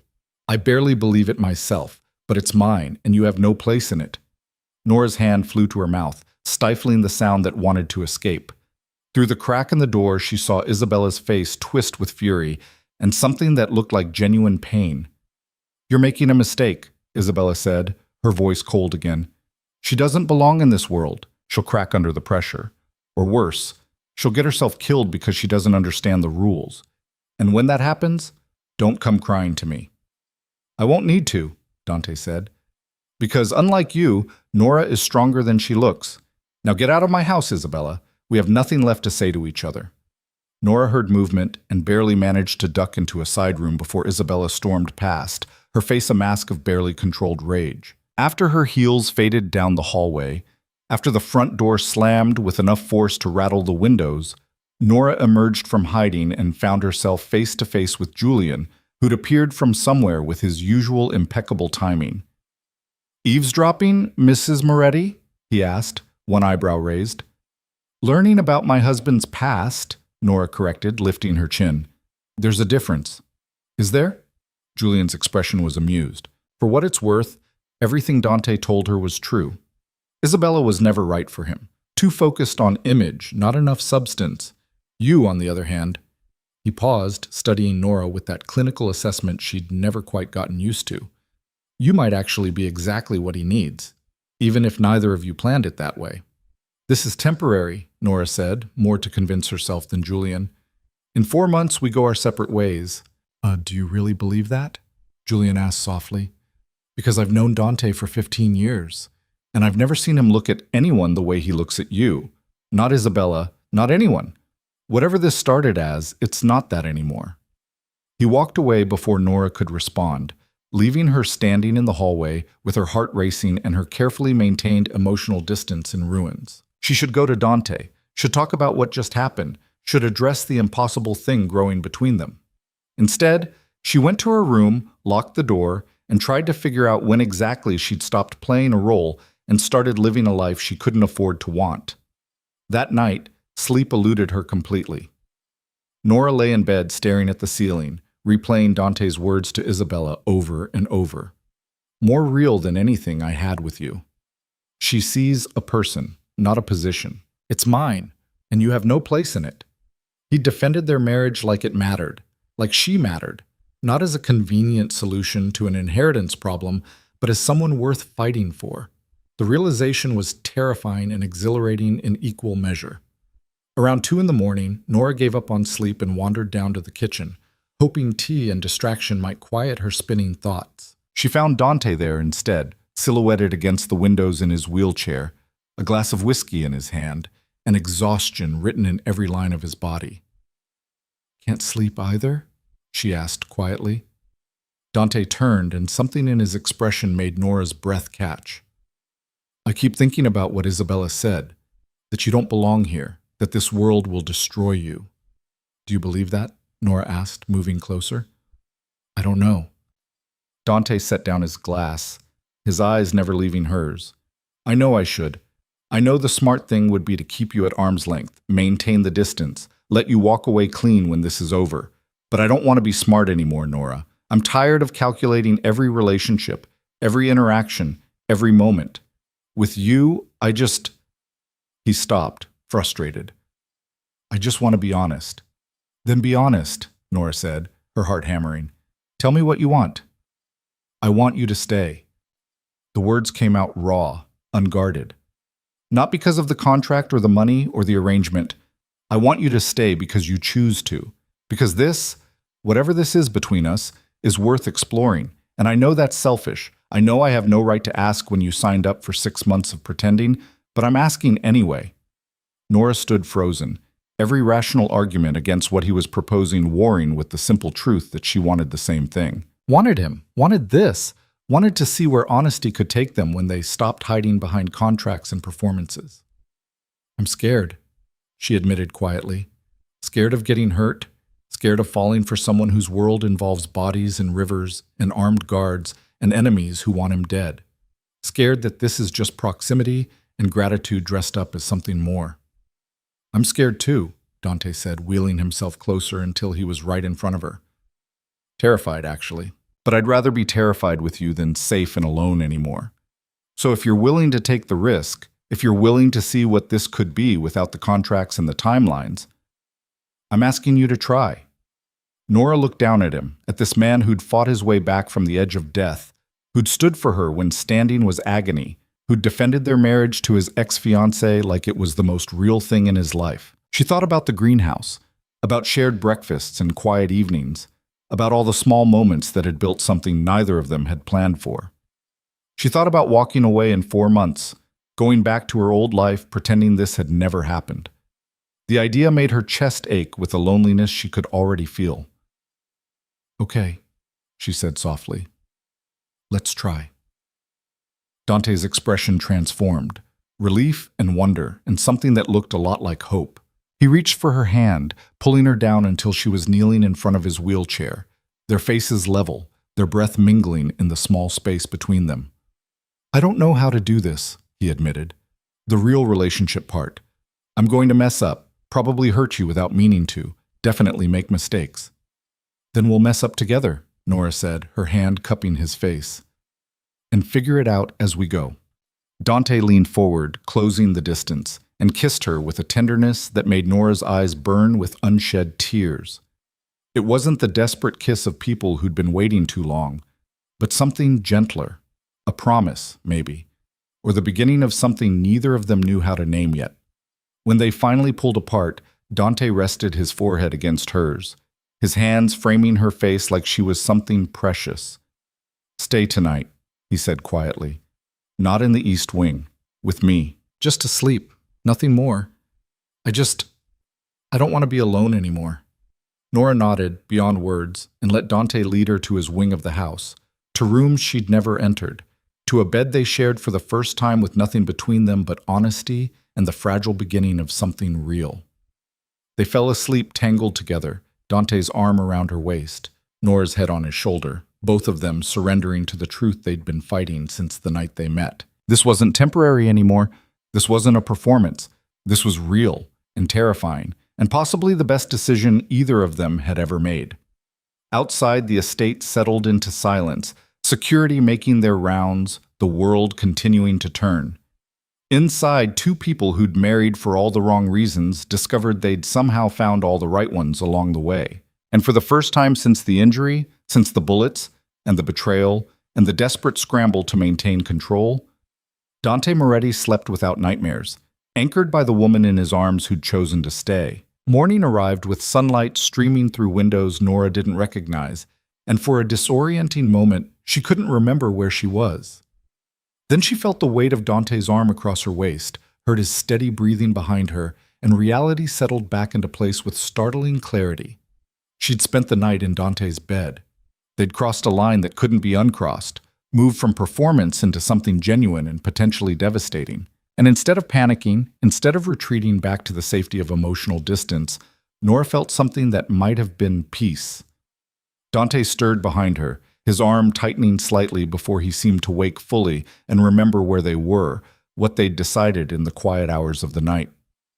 Morning, he said, his voice rough with sleep.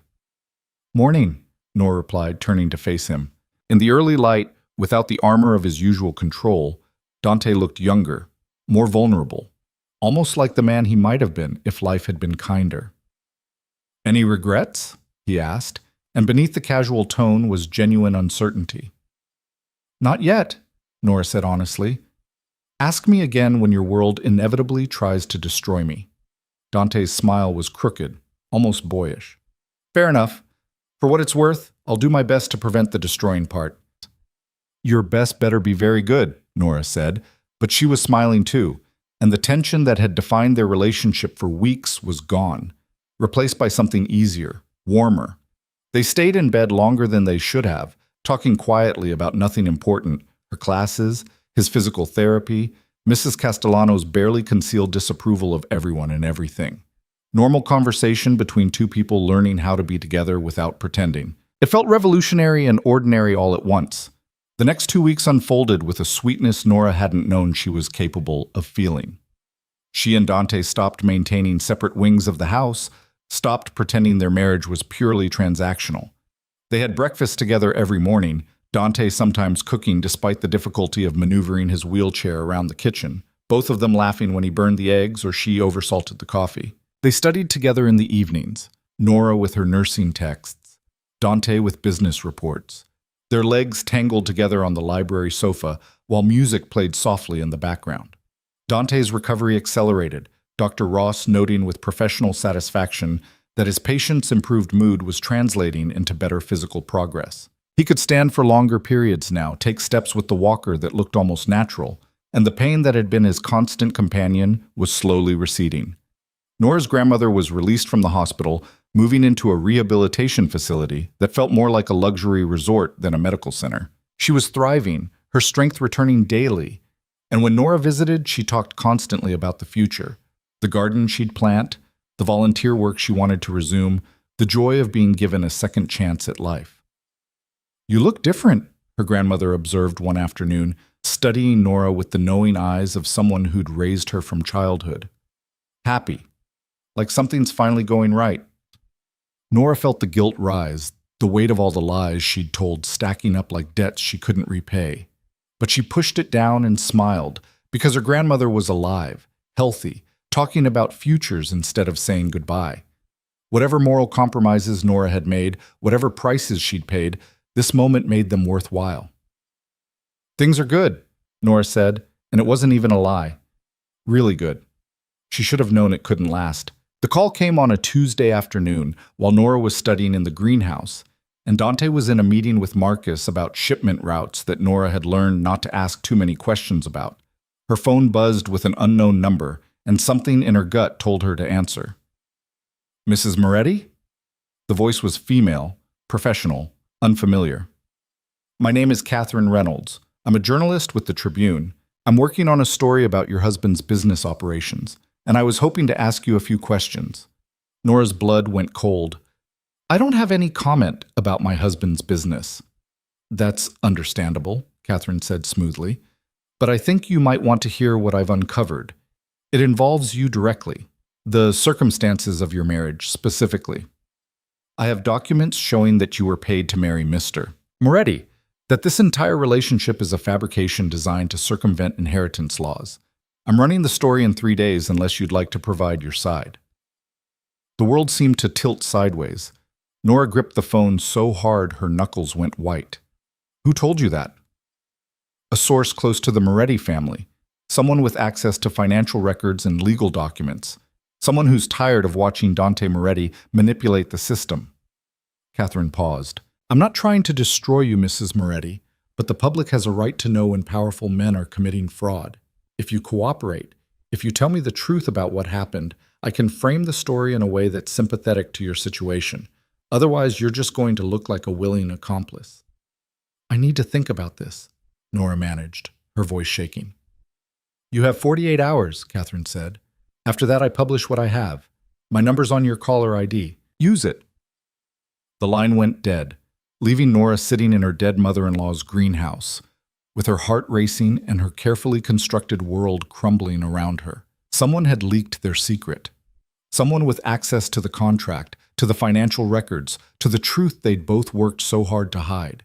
Someone who wanted to destroy Dante was willing to destroy her in the process. Nora found Dante in his office, Marcus standing over a series of maps spread across the desk, both men deep in conversation about territory disputes and profit margins. When Dante saw her face, whatever he saw there made him immediately dismiss Marcus. "What happened?" he asked, wheeling himself toward her as soon as they were alone. Nora told him about the call, watched his expression shift from concern to cold fury, saw the businessman replaced by the dangerous man she'd married and then somehow fallen in love with. "Who knows about the contract?" Nora asked. "Who has access?" "Julian, my lawyers, the trust administrators." Dante's jaw clenched. "And my cousin's legal team, because they challenged the marriage and demanded proof it was legitimate. We provided enough documentation to satisfy them without revealing the truth. But if someone dug deeper, if they had the right connections—" "Vincent," Nora said, the pieces clicking together. "Or Luca. They want you to fail, want control of the business. What better way than exposing the marriage as fraud?" "If this story runs, the trust will be invalidated," Dante said, his voice tight with barely controlled rage. "Everything I've fought for, everything I've built, it all falls apart. The cousins take over, and I lose everything." "What about me?" Nora asked quietly. "What happens to me if this goes public?" Dante's expression cracked, fury giving way to something that looked like genuine anguish. "You get labeled a gold digger, maybe charged with fraud if the prosecutors decide to make an example. Your nursing license could be revoked before you even finish school. Your grandmother finds out you lied about everything. And it's my fault because I pulled you into this world without thinking about what would happen when it inevitably exploded." The weight of potential consequences settled over them like a suffocating blanket. Nora had known, intellectually, that there were risks involved in their arrangement, but she'd convinced herself that they were smart enough, careful enough, lucky enough to avoid disaster. She'd been wrong. "We need to figure out who leaked this and shut them down before the story runs," Dante said, already pulling out his phone. "Julian can handle the journalist, offer her something better, threaten legal action, whatever it takes. But we need to plug the leak first." Over the next 24 hours, the estate transformed into something between a war room and a fortress. Julian worked his connections, trying to identify the source while simultaneously building a case against the journalist for invasion of privacy, defamation, anything that might delay publication. Marcus increased security, brought in additional guards, and quietly reached out to contacts in Vincent and Luca's operations to gather intelligence. And Nora sat in the middle of it all, watching Dante slip back into the cold, calculating man she'd first married. The one who saw problems as obstacles to be eliminated rather than complications to be navigated. She understood why. He was fighting for survival, for everything he'd built, for the empire his injury had nearly cost him. But watching him become that person again hurt in ways she hadn't anticipated. "We could just tell the truth," Nora suggested during a particularly tense strategy session. "Beat her to the story. Admit that, yes, we married for the inheritance, but somewhere along the way, it became real. People love a redemption arc." "People love destroying powerful men more," Dante said flatly. "The moment we admit any part of this was fabricated, the trust lawyers will invalidate everything. We have to deny it completely, discredit the source, and pray the story dies before it gains traction." "And if it doesn't die," Nora asked, "if she publishes anyway and people believe her?" Dante's silence was answer enough. The break came 36 hours before the story was scheduled to run. Marcus burst into Dante's office where they'd been camped out for most of the day, his expression grim but triumphant. "It's Isabella," he said without preamble. "She's the source. Had one of her lawyers pull files from the trust challenge, found evidence of the payment structure, and handed everything to the journalist. She's been working this angle since she showed up here, and you turned her down." Of course it was Isabella. Nora felt the pieces click into place with horrible clarity. The timing of her visit, her fury when Dante chose Nora over her parting threat about Nora getting hurt because she didn't understand the rules. This was revenge, pure and calculated, designed to destroy Dante by destroying his marriage. "Can we stop her?" Nora asked. "We can make her very sorry she tried," Dante said, his voice carrying a weight that made Nora's skin prickle. "Marcus, I want every piece of leverage we have on the Marchese family pulled and ready to use. Financial irregularities, questionable business practices, family secrets they've paid to keep buried, all of it." "Dante," Nora started, but he cut her off. "No, she came into my house. looked you in the face, and then went behind our backs to ruin both of us.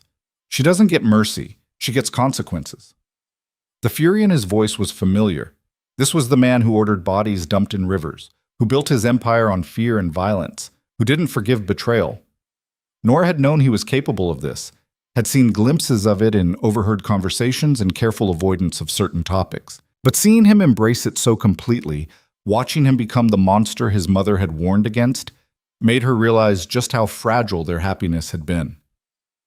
"If you do this," Nora said quietly, "if you destroy Isabella the way you're planning to, you become exactly what she accused you of being, a man who solves problems with threats and intimidation.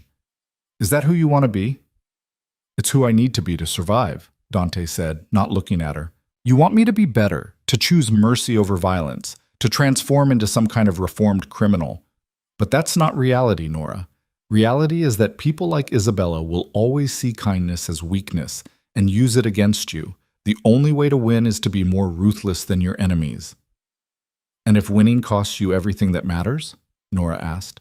"If you save your empire but lose yourself in the process?" "Then at least I still have the empire," Dante said, and the coldness in his voice made Nora's heart crack. She left the office before she said something she couldn't take back, before the anger and disappointment building in her chest exploded into words that would damage them both. She understood survival, had made her own terrible choices in the name of it, but somewhere along the way she'd started to believe that Dante was different, that he could choose to be better, to build something real instead of just protecting what he'd taken. She'd been wrong about that too. Nora was packing when Dante found her, wheeling himself into her room. Their room, she corrected mentally, because she'd stopped sleeping in the East Wing weeks ago, and stopping when he saw the suitcase open on the bed. "What are you doing?" he asked, his voice carefully neutral. "Leaving," Nora said, not looking at him. "Before the story breaks, before everything falls apart, before I become collateral damage in whatever war you're planning to wage against Isabella." "You signed a contract," Dante said. 6 months. We're not even halfway through. The contract said I'd play your wife, attend your events, maintain appearances. It didn't say I'd watch you become the worst version of yourself and pretend to be okay with it." Nora finally turned to face him, and the pain in her chest made it hard to breathe. "I fell in love with the man who stood for me at the reception, who took me to his mother's greenhouse, who admitted he was scared and asked me to try anyway.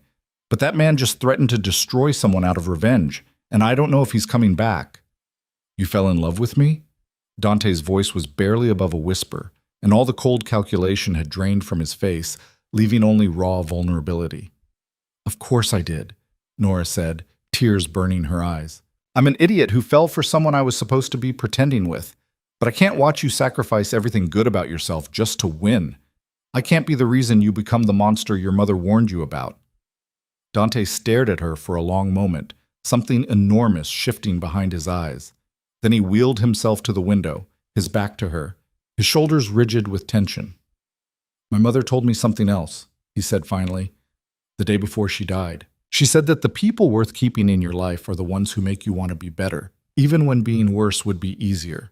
She said if I ever found someone like that, I should hold on to them with everything I had, because they're rarer than any amount of power or money." He turned to face Nora, and the expression on his face made her breath catch. "You make me want to be better," he said simply. "You make me question every instinct I have toward violence and revenge. You make me think maybe my mother was right, that staying human is more important than winning.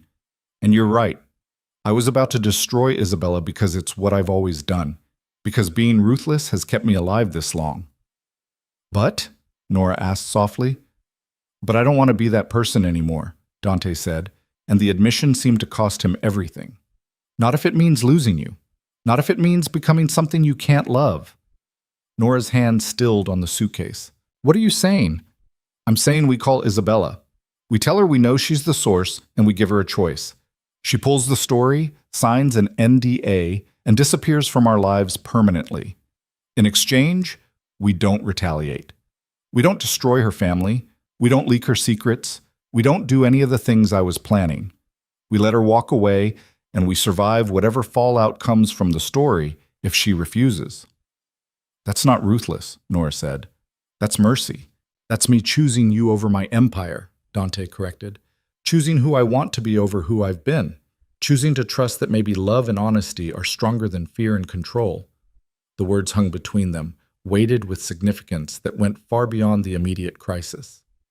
This was Dante offering transformation, offering to become the man his mother had hoped he could be, offering to build something real instead of just protecting something broken. This was Dante choosing Nora, completely and without reservation. "Okay," Nora said, her voice shaking. "Let's call her." Isabella answered on the third ring, her voice wary. "Dante, I wasn't expecting to hear from you." "I know what you did," Dante said, his voice calm and controlled.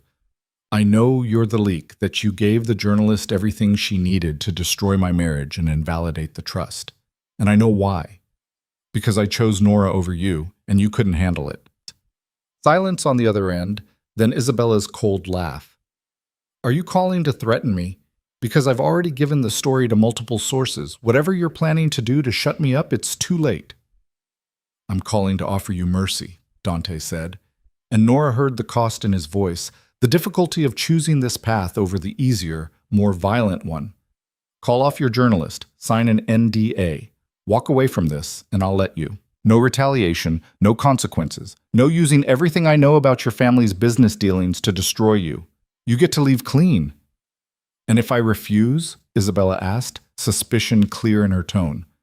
"Then the story runs, the trust gets challenged, and we all lose. Me, you, Nora, everyone connected to this mess. But at least I'll know I gave you the chance to do the right thing before everything burned down." More silence. Then Isabella's voice, different now, smaller, almost uncertain. "You're serious. You're actually offering to let me walk away." "I'm choosing to be better than my worst instincts," Dante said quietly. "Something someone very important recently reminded me was possible. So yes, I'm serious. You have 24 hours to decide. After that, whatever happens, happens." He hung up before Isabella could respond, then looked at Nora with an expression that was equal parts exhaustion and hope. "I can't believe I just did that." "I can," Nora said, moving to him, her hands finding his face. "Because you're not the monster you think you are. You're someone who's been fighting so long you forgot there were other ways to win." Dante pulled her down into his lap, his arms wrapping around her like she was the only solid thing in his world. "If this backfires, if she publishes anyway, and I lose everything, then we figure it out together," Nora said firmly. "We face whatever comes, and we survive it. Because that's what we do." They stayed like that for a long time, holding on to each other while the world outside continued to turn and the clock counted down toward Isabella's decision. It should have been terrifying, leaving their future in the hands of someone who'd already proven she wanted to destroy them. Instead, Nora felt something like peace settling into her bones. They'd made a choice, not the smart choice, not the strategic choice, but the right one. The choice that let them sleep at night, the choice that kept them human. Whatever came next, they'd face it honestly. Isabella called 18 hours later, her voice clipped and professional.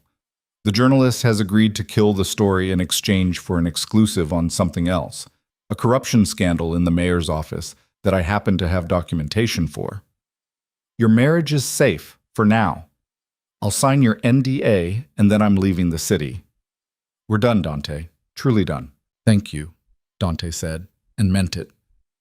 "Don't thank me," Isabella said bitterly. "I'm not doing this because I suddenly grew a conscience. I'm doing it because destroying you won't give me back what I lost.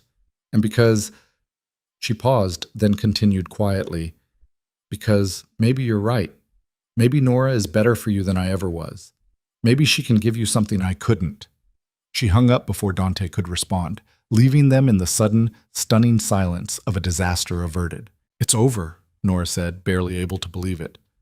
"We're safe." "For now," Dante agreed. "But Nora, I need you to understand something. The trust deadline is in 2 weeks. After that, the marriage has served its legal purpose. You could walk away, take your money, go back to your life. The contract would be fulfilled." "Is that what you want?" Nora asked, her heart in her throat. "No," Dante said immediately. "But I need to know it's not what you want either. I need to know that you're staying because you choose to, not because you feel obligated. Because what I feel for you, it's not gratitude, and it's not convenience. It's love. Real, complicated, probably going to mess this up. Sometimes love, and if you don't feel the same. Nora kissed him before he could finish the sentence, poured everything she felt into that kiss, the fear and the hope and the absolute certainty that whatever they'd started as, they'd become something worth fighting for. "I'm staying," she said when they finally broke apart. "Not for the money, not for the contract. I'm staying because I love you and because I want to see who we become when we're not performing anymore." Dante's smile was incandescent, transforming his entire face. "Then marry me again, for real this time. After the trust deadline passes, after all the legal obligations are satisfied, marry me because you want to, not because you need to." "You're asking me to marry my own husband," Nora said, laughing through tears. "That's ridiculous." "It's perfect," Dante corrected. "We'll do it right this time. A real ceremony, your grandmother there, vows we actually mean, a beginning instead of a transaction." "Yes," Nora said, and the word felt like freedom. "Yes, I'll marry you again, as many times as you want." The next 2 weeks passed in a blur of final preparations, trust administrators reviewing documentation, and the slow, careful process of building a real relationship on the foundation of a fake one. Dante's recovery accelerated dramatically, Dr. Ross noting that his patient's improved emotional state was translating into remarkable physical progress.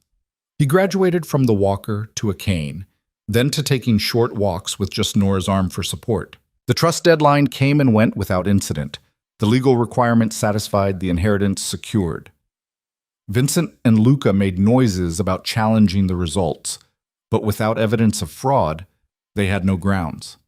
Dante had won, but more importantly, he'd won without becoming the monster he'd feared. Nora's grandmother was released from rehabilitation, healthy and vibrant and completely shocked when Nora finally told her the truth.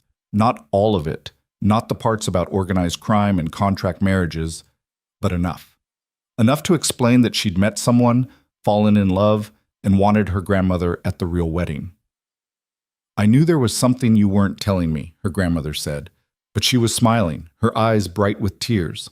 "I'm just glad you found someone worth keeping secrets for."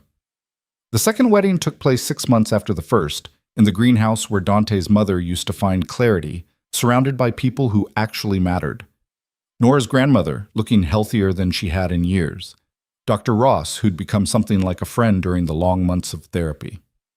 Mrs. Castellano, who'd somehow evolved from stern disapproval to grudging affection. Even Julian standing off to the side with what might have been pride in his usually unreadable expression. This time, when the officiant asked if Dante took Nora to be his wife, he said, "I do," like it was the most important truth he'd ever spoken. This time, when Nora was asked the same question, she answered without hesitation, without doubt, without any of the fear that had colored their first ceremony. And this time, when they kissed, it wasn't for show, or strategy, or maintaining appearances. It was because they wanted to, because they'd chosen each other freely, because love had somehow grown in the spaces between desperation and survival. The reception was small, intimate, nothing like the political circus of the first one. They danced, really danced this time. Dante on his feet without support, his recovery complete enough that he could hold Nora and move with her through a song that actually meant something. "No regrets?" he asked, echoing his question from that first morning they'd woken up together. "Not even one," Nora said, and meant it with her whole heart. Later, after the guests had left and they were alone in the greenhouse with champagne and the comfortable silence of people who didn't need to fill every moment with words, Dante told her about his plans. He was restructuring the business, moving away from the illegal operations that had defined his empire, investing in legitimate ventures and using his considerable influence to actually help rather than exploit. "It'll take years," he admitted, "and I'll probably never completely wash away what I've done. But I want to try. Want to build something my mother would be proud of. Something we can pass on to." He paused, then continued with a smile, "to whatever comes next." Nora leaned into him, fitting perfectly against his side like they'd been designed to complement each other. "Whatever comes next," she repeated. "I like the sound of that." A year after their second wedding, Dante stood at the podium of a community center he'd funded, announcing the launch of a foundation dedicated to helping families afford life-saving medical treatments. Nora stood beside him, now a licensed nurse working part-time at the hospital where her grandmother had received her transplant, splitting her time between patient care and managing the foundation's operations. Her grandmother sat in the front row, healthy and vibrant, holding hands with the man she'd started dating at the rehabilitation center, a retired teacher with kind eyes and a gentle sense of humor. She caught Nora's eye and smiled, and Nora saw nothing but love and pride there. No judgment for the choices she'd made, no resentment for the lies she'd told. Just gratitude for the second chance they'd both been given. As Dante spoke about the importance of access to healthcare, about families who shouldn't have to choose between financial ruin and watching loved ones die, Nora thought about the girl who'd agreed to marry a stranger to save her grandmother. That girl had been desperate, terrified, convinced she understood the price of her choice. She'd had no idea that the price would include falling in love, transforming someone's life while having her own transformed, and discovering that sometimes the worst decisions led to the best destinations. That evening, curled up together in bed, the bed they'd shared for months now, in the house they'd made into a home, Dante told Nora he loved her in 17 different ways without using those specific words. He told her with how he made her coffee exactly the way she liked it, with how he remembered every story about her day, with how he held her like she was precious and essential and the best thing that had ever happened to him. And Nora told him back in all the same ways, plus a few of her own invention, until they were both laughing and breathless and absolutely certain that whatever had brought them together, desperation, fate, or just dumb luck, had given them something worth every risk they'd taken. "Do you ever wonder what would have happened if you'd said no?" Dante asked, his fingers tracing patterns on her shoulder. "If you'd thrown away Julian's card and found another way?" "Every day," Nora admitted, "and every day I'm grateful I was desperate enough to say yes. Because it brought me here, to you, to us." "To us," Dante echoed, kissing her forehead, "to terrible decisions that somehow worked out, to marriages that start as lies and become truth, to finding love in the last place either of us expected, to surviving together," Nora added softly, "and building something better than either of us could have built alone." Outside, the estate settled into comfortable darkness, security making their rounds, the world continuing its endless turning. Inside, two people who'd married for survival discovered that survival was just the beginning, that love could grow in the spaces between contracts and consequences. That transformation was possible, even for people who'd built their lives on violence and desperation. That sometimes the most honest things began as the biggest lies. And that choosing each other every single day was the only marriage vow that really mattered.